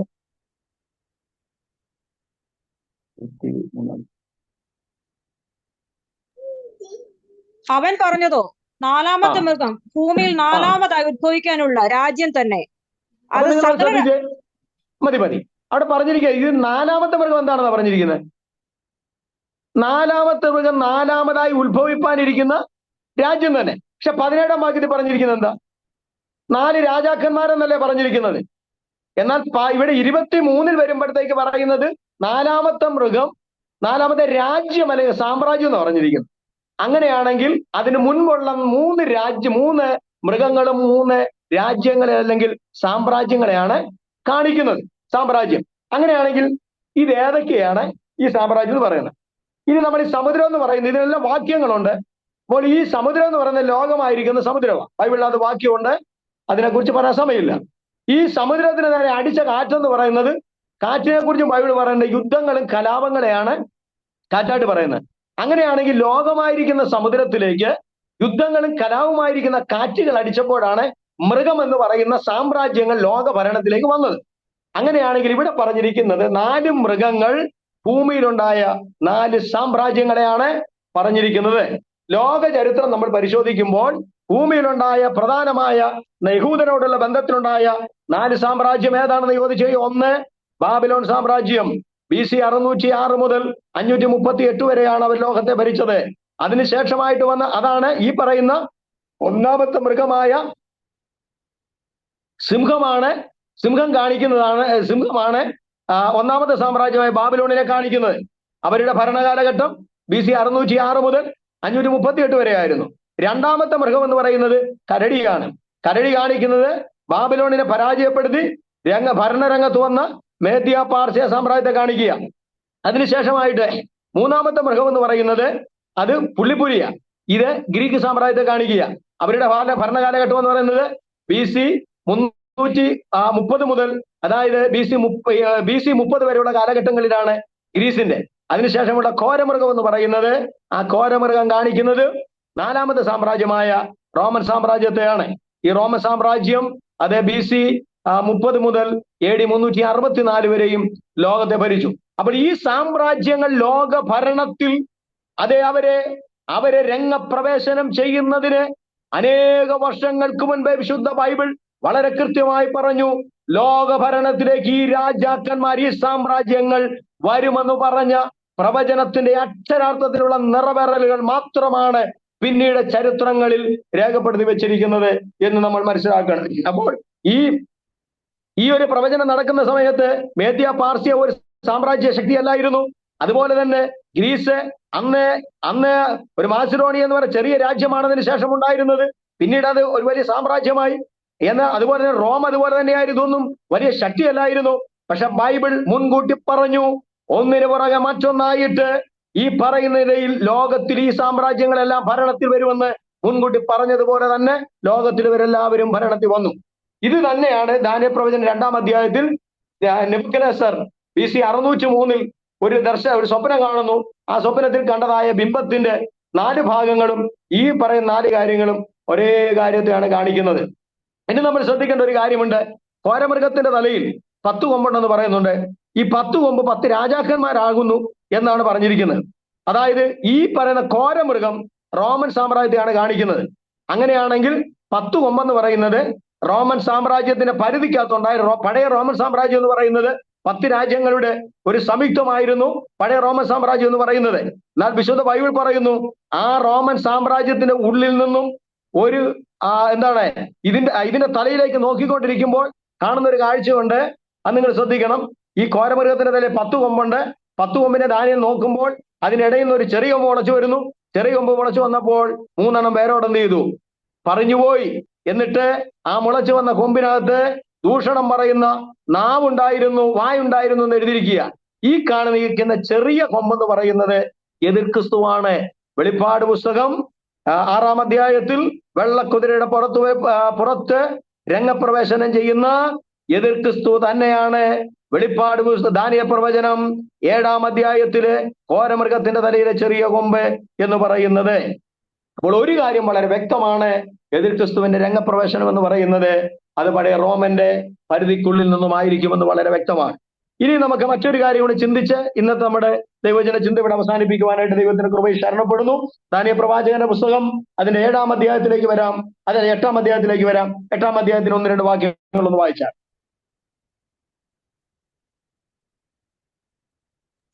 ദാനിയേൽ എന്ന എനിക്ക് ആദിയിൽ ഉണ്ടായതിന്റെ ശേഷം ബേൽശസ്സർ രാജാവിന്റെ വാഴ്ചയുടെ 3-ാം ആണ്ടിൽ ഒരു ദർശനമുണ്ടായി.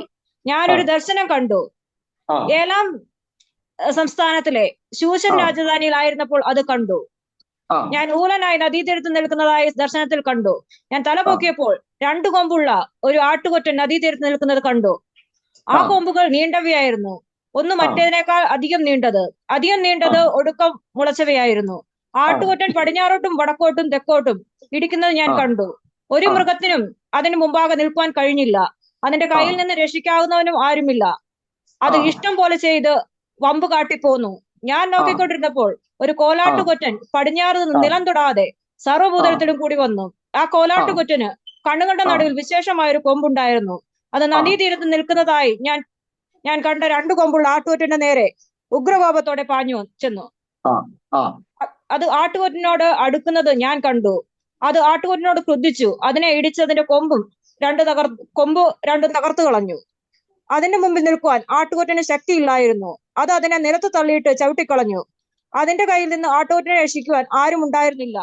കോലാട്ടുകൊറ്റൻ ഏറ്റവും വലുതായി തീർന്നു. എന്നാൽ അത് ബലപ്പെട്ടപ്പോൾ വലിയ കൊമ്പ് തകർന്നുപോയി. അതിനു പകരം ആകാശത്തിലെ 4 കാറ്റിന് നേരെ ഭംഗിയുള്ള 4 കൊമ്പ് മുളച്ചു വന്നു. അവയിൽ ഒന്നിൽ നിന്ന് ഒരു ചെറിയ കൊമ്പ് പുറപ്പെട്ടു. അത് തെക്കോട്ടും കിഴക്കോട്ടും മനോഹര ദേശത്തിന് നേരെയും ഏറ്റവും വലുതായി തീർന്നു. അത് ചെറിയ കൊമ്പ് തെക്കോട്ടും കിഴക്കോട്ടും മനോഹര ദേശത്തിന് നേരെ ഏറ്റവും വലുതായി തീർന്നു. അത് മതി. ഇവിടെ നമുക്ക് കാണാൻ കഴിയുന്നത് 8-ാം അധ്യായത്തിൽ ഉലായി നദിയുടെ തീരത്ത് ദാനിയേൽ കാണുകയാണ്. ഒരു ആട്ടുകാറ്റിനെ കാണുന്നു. അത് അങ്ങോട്ടും ഇങ്ങോട്ടും ഇടിക്കുന്നു. അതിനുശേഷമായിട്ട് ഇത് ശക്തി പ്രാപിച്ചപ്പോഴത്തേക്ക് പടിഞ്ഞാറ് നിന്ന് നിലം തൊടാതെ ഒരു കോലാട്ടുകൊറ്റം വരുന്നു. ഇതിനെ ഇടിച്ച് എന്ത് ചെയ്യുന്നു? മറ്റേ ആട്ടുകൊറ്റൻ 2 കൊമ്പുണ്ടായിരുന്നു എന്നൊക്കെയാണ് പറഞ്ഞിരിക്കുന്നത്. അതിനുശേഷമായിട്ട് പറഞ്ഞ ഈ രണ്ടാമത്തെ കോലാട്ടുകൊറ്റൻ വരുന്നു. കോലാട്ടുകൊറ്റൻ വന്ന് മറ്റേ ആട്ടുകൊറ്റനെ ഇടിച്ച് ചവിട്ടി മെതിച്ച് കളയുന്നു. അതിനുശേഷമായിട്ട് കോലാട്ടുകൊറ്റൻ ശക്തി പ്രാപിച്ചപ്പോൾ, സമയത്തിന്റെ കുറവ് കൊണ്ടാണ് ഞാൻ ഇങ്ങനെ പറയുന്നത്, കോലാട്ടുകൊറ്റൻ ശക്തി പ്രാപിച്ചപ്പോൾ അവന്റെ കണ്ണിന്റെ നടുവിലുണ്ടായിരുന്ന നീണ്ട കൊമ്പ് പറഞ്ഞുപോയി. പകരം 4 കൊമ്പ് മുളച്ചു വന്നു. 4 കൊമ്പിൽ നിന്നും ഒരു കൊമ്പ് മുളച്ചു വന്നു. ആ കൊമ്പ് ശക്തമായി തീർന്നു എന്നാണ് പറഞ്ഞിരിക്കുന്നത്. ഇത് എന്തിനെയാണ് കാണിക്കുന്നത്?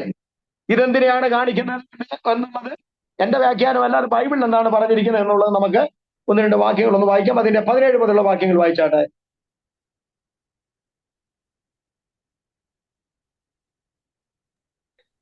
അപ്പോൾ ഞാൻ നിന്നിടത്ത് അവൻ അടുത്തു വന്നു. അവൻ വന്നപ്പോൾ ഞാൻ ഭയപ്പെട്ട് സാഷ്ടാംഗം വീണു. എന്നാൽ അവൻ എന്നോട്, മനുഷ്യപുത്ര, ഗ്രഹിച്ചു കൊള്ളുക, ഈ ദർശനം കാലത്തേക്കുള്ളതാകുന്നു എന്ന് പറഞ്ഞു. അവൻ എന്നോട് സംസാരിച്ചുകൊണ്ടിരിക്കുമ്പോൾ ഞാൻ ബോധം കെട്ട് നിലത്ത് കവിണ്ണു വീണു. അവൻ എന്നെ തൊട്ട് എഴുന്നേൽപ്പിച്ച് നിർത്തി. പിന്നെ അവൻ പറഞ്ഞത്, കോപത്തിന്റെ അന്ത്യകാലത്തെങ്കിൽ സംഭവിക്കാനിരിക്കുന്നത്. ഞാൻ പറഞ്ഞതല്ല, വളരെ കൃത്യമായിട്ട് ബൈബിൾ പറയാണ്, കോപത്തിന്റെ അന്ത്യകാലത്ത് സംഭവിക്കാനിരിക്കുന്നത് ഞാൻ നിന്നെ ഗ്രഹിപ്പിക്കും. അത് അന്ത്യകാലത്തേക്കുള്ളതല്ലോ. 2 കൊമ്പുള്ളതായി നീ കണ്ട ആട്ടുകൊറ്റൻ പാർശ്യ രാജാക്കന്മാരെ കുറിക്കുന്നു. പാർശ്യ രാജാക്കന്മാരെ കുറിക്കുന്നു എന്ന് പറഞ്ഞു കഴിഞ്ഞാൽ, ഈ 2 കൊമ്പ എന്ന് പറയുന്നത് മേദ്യ പാർശ്യ സാമ്രാജ്യം എന്ന് പറയുന്ന 2 രാജ്യങ്ങളുടെ ഒരുമിച്ച് ചേർന്നുള്ള ഒരു ഭരണമായിരുന്നു. മേദ്യ സാമ്രാജ്യവും അതുപോലെ തന്നെ മേദ്യ പേർഷ്യ സാമ്രാജ്യം ഒരുമിച്ച് ചേർന്നായിരുന്നു. പേർഷ്യയും മേദ്യയും കൂടെ ചേർന്നായിരുന്നു ആ സാമ്രാജ്യം ഉണ്ടാക്കിയത്. അതാണ് 2 കൊമ്പ് കാണിക്കുന്നത്. 2 കൊമ്പുള്ള നീ കണ്ട ആട്ടുകൊറ്റൻ പാർശ്യ രാജാക്കന്മാരെ കുറിക്കുന്നു. പരിപരുത്ത കോലാട്ടുകൊറ്റൻ യവന രാജാവും അതിന്റെ കണ്ണുകളുടെ നടുവിലുള്ള വലിയ കൊമ്പ്.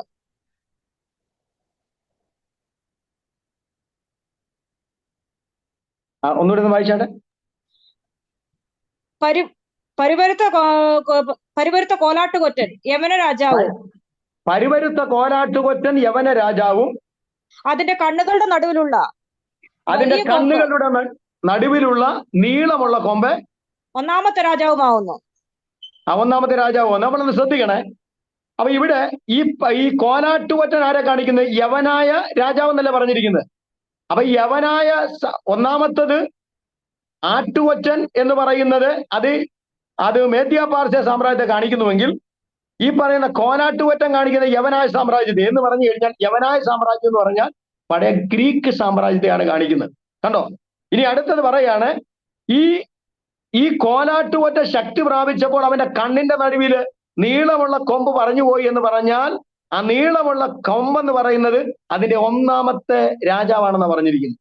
അങ്ങനെയാണെങ്കിൽ യവനായ സാമ്രാജ്യത്തിന്റെ ഒന്നാമത്തെ ചക്രവർത്തി ആരാണ്? നമുക്ക് വളരെ കൃത്യമായിട്ട് അറിയാം. അത് അലക്സാണ്ടർ ആകുന്നു എന്ന് നമുക്കറിയാം. അതായത് യവനായ സാമ്രാജ്യം സ്ഥാപിച്ചിരിക്കുന്ന അലക്സാണ്ടർ ആണ്.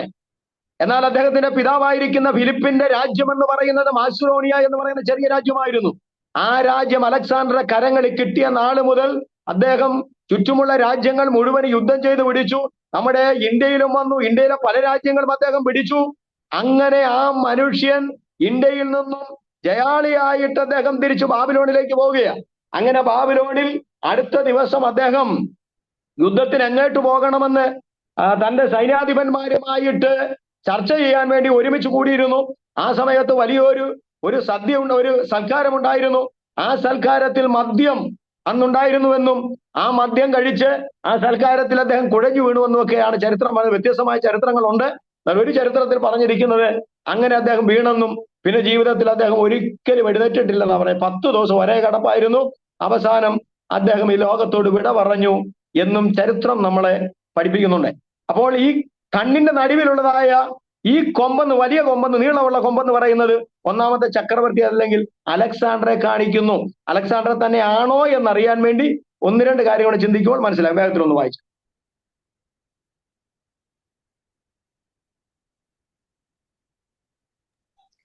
അത് തകർന്ന ശേഷം അതിനു പകരം 4 കൊമ്പ് മുളച്ചതോ 4 രാജ്യം ആ ജാതിയിൽ നിന്ന് ഉത്ഭവിക്കും. ഞാൻ നേരത്തെ പറഞ്ഞല്ലോ, ഈ നീളമുള്ള തകർന്നുപോയ കൊമ്പ് അലക്സാണ്ടറെ കാണിക്കുന്നു പറഞ്ഞില്ലേ?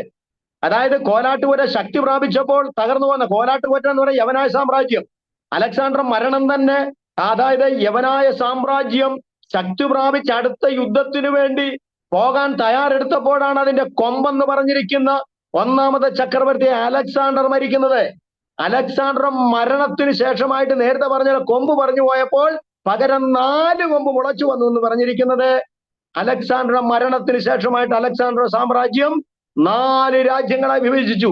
നമുക്കറിയാം, ഒന്നാമതായിട്ട് മാസിഡോണിയ, 2 ത്രേസ്, സിറിയ, ഈജിപ്റ്റ് എന്ന് പറയുന്ന 4 രാജ്യങ്ങളായി വിഭജിച്ചതാണ്. ആ കൊമ്പിന് പകരമായി കിളുത്തു വന്നിരിക്കുന്ന 4 കൊമ്പുകൾ എന്ന് പറയുന്ന 4 രാജ്യങ്ങളെയാണ് കാണിക്കുന്നത്. ഇത് തന്റെ രാജ്യം 4ആയി വിഭജിക്കപ്പെട്ടു. തന്റെ 4 സൈന്യാധിപന്മാർ കസാണ്ടർ, ലെസിമാക്കസ്, സെലൂക്കസ്, ടോളമി എന്ന് പറയുന്ന 4 സൈന്യാധിപന്മാർ 4 രാജ്യങ്ങൾ വിഭജിച്ചെടുത്തു. ഈ ചരിത്ര സംഭവം നടക്കുന്നതിന് എത്രയോ വർഷങ്ങൾക്ക് മുൻപേ വിശുദ്ധ ബൈബിൾ വളരെ കൃത്യമായിട്ട് പറഞ്ഞിട്ടുണ്ട് ലോക ചരിത്രത്തിൽ ഇങ്ങനെ ഒരു സംഭവം നടക്കുമെന്ന്. അതേ പ്രിയമുള്ളവരെ, ഇതുപോലെ വളരെ കൃത്യമായിട്ട് ലോകത്തിന്റെ ഭാവിയെ കുറിച്ച് പറഞ്ഞിരിക്കുന്ന മറ്റൊരു ചരിത്ര പുസ്തകം ഒറ്റ പുസ്തകം പോലും ഇന്നുവരെ ചരിത്രത്തിൽ ഉണ്ടായിട്ടില്ല. അങ്ങനെയാണെങ്കിൽ അലക്സാണ്ടറെ കുറിച്ച് മാത്രമല്ല, അലക്സാണ്ടർ ജനിക്കുന്നതിന് മുൻപ് അലക്സാണ്ടറെ കുറിച്ച് മാത്രമല്ല രേഖപ്പെടുത്തിയിരിക്കുന്നത്. നമുക്കറിയാം, യെശയ്യാ പ്രവാചകന്റെ പുസ്തകം 44-ൽ കോരശന്റെ ഇടയനാകുന്നു, അവൻ എന്റെ ഹിതം നിവർത്തിക്കുമെന്ന് കോരശ് ജനിക്കുന്നതിന് 175 വർഷത്തിന് മുൻപേ ബൈബിളിൽ രേഖപ്പെടുത്തി വെച്ചിട്ടുണ്ട്. അങ്ങനെയാണെങ്കിൽ കോരശിന്റെ അലക്സാണ്ടറെ ഭാവി മാത്രമല്ല, അത് നമുക്ക് കാണുവാനായിട്ട് കഴിയുന്നത്, അത് ദൈവത്തിനറിയാവുന്നത് പ്രത്യുത നമ്മുടെ ഭാവിയും മുൻകൂട്ടി ദൈവം നിശ്ചയിച്ചുറപ്പിച്ചു വെച്ചിരിക്കുകയാണ്. നമ്മുടെ ഭാവി, നമ്മുടെ തലമുറയുടെ ഭാവി, നമ്മുടെ ശുശ്രൂഷയുടെ ഭാവി, കുടുംബത്തിന്റെ ഭാവി, കുഞ്ഞുങ്ങളുടെ ഭാവി, ഇതെല്ലാം സർവശക്തനായ ദൈവം മുൻകൂട്ടി അത് പ്ലാൻ ചെയ്ത് തയ്യാറാക്കി വെച്ചിരിക്കുക. അതുകൊണ്ട് ദൈവത്തിന്റെ പ്ലാനിന് എതിരായിട്ട് നിൽക്കുവാൻ ഒരു പൈശാചിക ശക്തിക്കും കഴിയത്തില്ല. നിന്റെ ഭാവിക്കെതിരെ, നിന്റെ കുടുംബത്തിനെതിരെ, നിന്റെ തലമുറയ്ക്കെതിരെ, ശുശ്രൂഷയ്ക്കെതിരായിട്ട് ഒരു ശത്രുവിന്റെ പദ്ധതികൾക്ക് നിലനിൽക്കുവാനായിട്ട് കഴിയത്തില്ല. ഒരു മന്ത്രവാദ ശക്തികൾക്കോ, ഒരാഭിചാരങ്ങൾക്കോ, ഒരു നേർച്ചകൾക്കോ, പരിപാടികൾക്കോ നമ്മുടെ ശുശ്രൂഷകൾക്കെതിരായിട്ടും കുടുംബത്തിനെതിരെ നിൽക്കാൻ പറ്റത്തില്ല. കാരണം നമ്മുടെ തലമുറകളും നമ്മുടെ ഭാവിയും നമ്മുടെ ജോലിയും നമുക്കുള്ള സകലതും ദൈവം മുൻകൂട്ടി പ്ലാൻ ചെയ്ത് ഉറപ്പിച്ചു വെച്ചിരിക്കുന്ന കാര്യമാകയാൽ ജീവിതത്തിൽ കടന്നു വരുന്ന പ്രശ്നം കടന്നു വരുമ്പോൾ, പ്രതികൂലങ്ങൾ കടന്നു വരുമ്പോൾ, വിഷയങ്ങൾ കടന്നു വരുമ്പോൾ, പ്രിയമുള്ളവരെ, നമ്മൾ ഒരു കാലത്തും ഭാരപ്പെടേണ്ട കാര്യമില്ല. വിഷയങ്ങളുടെ നടുവിൽ നമ്മുടെ മുഴങ്കാൽ മടക്കി ദൈവത്തോട് പ്രാർത്ഥിച്ചാൽ മാത്രം മതി. നമ്മുടെ ഭാവിയും നമ്മുടെ തലമുറയുടെ ഭാവിയും എല്ലാം ദൈവത്തിന്റെ കരങ്ങളിൽ സുരക്ഷിതമാണെന്ന് പൂർണ്ണമായിട്ട് വിശ്വസിക്കുവാൻ ഈ ദിവസങ്ങളിൽ നമുക്ക് കഴിയണം. അങ്ങനെ ഈ രാജ്യം ഇങ്ങനെ വിഭജിക്കുന്നതിന് മുമ്പ് തന്നെ അതിന്റെ ഭാവിയെ കുറിച്ച് പറഞ്ഞു. അങ്ങനെ തന്നെ സംഭവിച്ചു. അടുത്തതായിട്ട് അതിന്റെ 4 കൊമ്പിൽ നിന്നും ഒരു ചെറിയ കൊമ്പ് മുളച്ചു വന്നു. ഈ ചെറിയ കൊമ്പ് എന്ന് പറയുന്ന എതിർ ക്രിസ്തുവാണ്. അതാണ് നമ്മൾ 7-ാം അധ്യായത്തിൽ കോരമൃഗത്തിന്റെ തലയിൽ നിന്ന് വന്ന ചെറിയ കൊമ്പും, ഈ പറയുന്ന 8-ാം അധ്യായത്തിൽ 4 കൊമ്പിനകത്തു നിന്ന് മുളച്ചു വന്ന ഒരു ചെറിയ കൊമ്പും, ഇതെല്ലാം ഒരേ കാര്യത്തെയാണ് കാണിക്കുന്നത്. ഇത് കാണിക്കുന്നത് എതിർ ക്രിസ്തുവിനെയാണ് കാണിക്കുന്നത്. അങ്ങനെയാണെങ്കിൽ ആദ്യം നേരത്തെ പറഞ്ഞത് 7-ാം അധ്യായത്തിൽ പറഞ്ഞിരിക്കുന്നത് എതിർ ക്രിസ്തു റോമിൽ നിന്ന് വരുമെന്നാണ് പറഞ്ഞിരിക്കുന്നത്. എന്നാൽ 8-ാം അധ്യായത്തിൽ പറഞ്ഞിരിക്കുന്നത് എതിർ ക്രിസ്തു വരുന്നത് സിറിയയിൽ നിന്നും വരുമെന്നാണ് പറഞ്ഞിരിക്കുന്നത്. സിറിയ ഒരു രാജ്യമാണ്. സിറിയ പഴയ ഗ്രീസിന്റെ പരിധിക്കകത്തുണ്ട്. സിറിയയിൽ നിന്ന് വരും. അത് എങ്ങനെയാണ് എന്നൊരു പക്ഷെ ചോദ്യം ചോദിച്ചേക്കാം.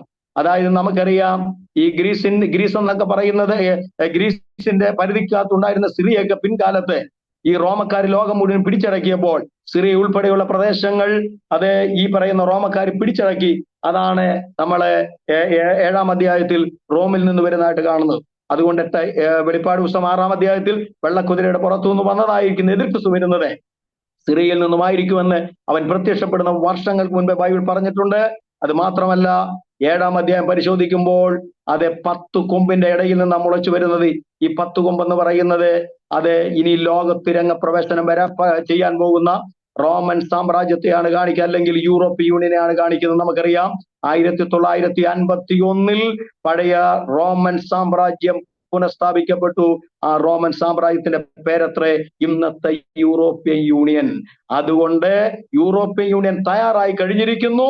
യേശു ക്രിസ്തുവിന്റെ മടങ്ങിവരവും ഏറ്റവും ആസന്നമായിരിക്കുന്നു. ആകയാൽ നമ്മുടെ കർത്താവ് ഏത് നിമിഷം വരുന്നു എന്ന് നമുക്കറിയാവുകയാൽ നമ്മുടെ തലകൾ ഉയർത്തിക്കൊണ്ട് നമ്മുടെ കർത്താവിന്റെ വരവിന് വേണ്ടി നമുക്ക് ഒരുങ്ങാം. നമ്മുടെ ഭാവി ദൈവത്തിന്റെ കരങ്ങളിൽ സുരക്ഷിതമാണ്. നാമും നമ്മുടെ കുഞ്ഞുങ്ങളും നമ്മുടെ ഭാവി ശുശ്രൂഷയും നമുക്കുള്ളതെല്ലാം ദൈവത്തിന്റെ കരങ്ങളിൽ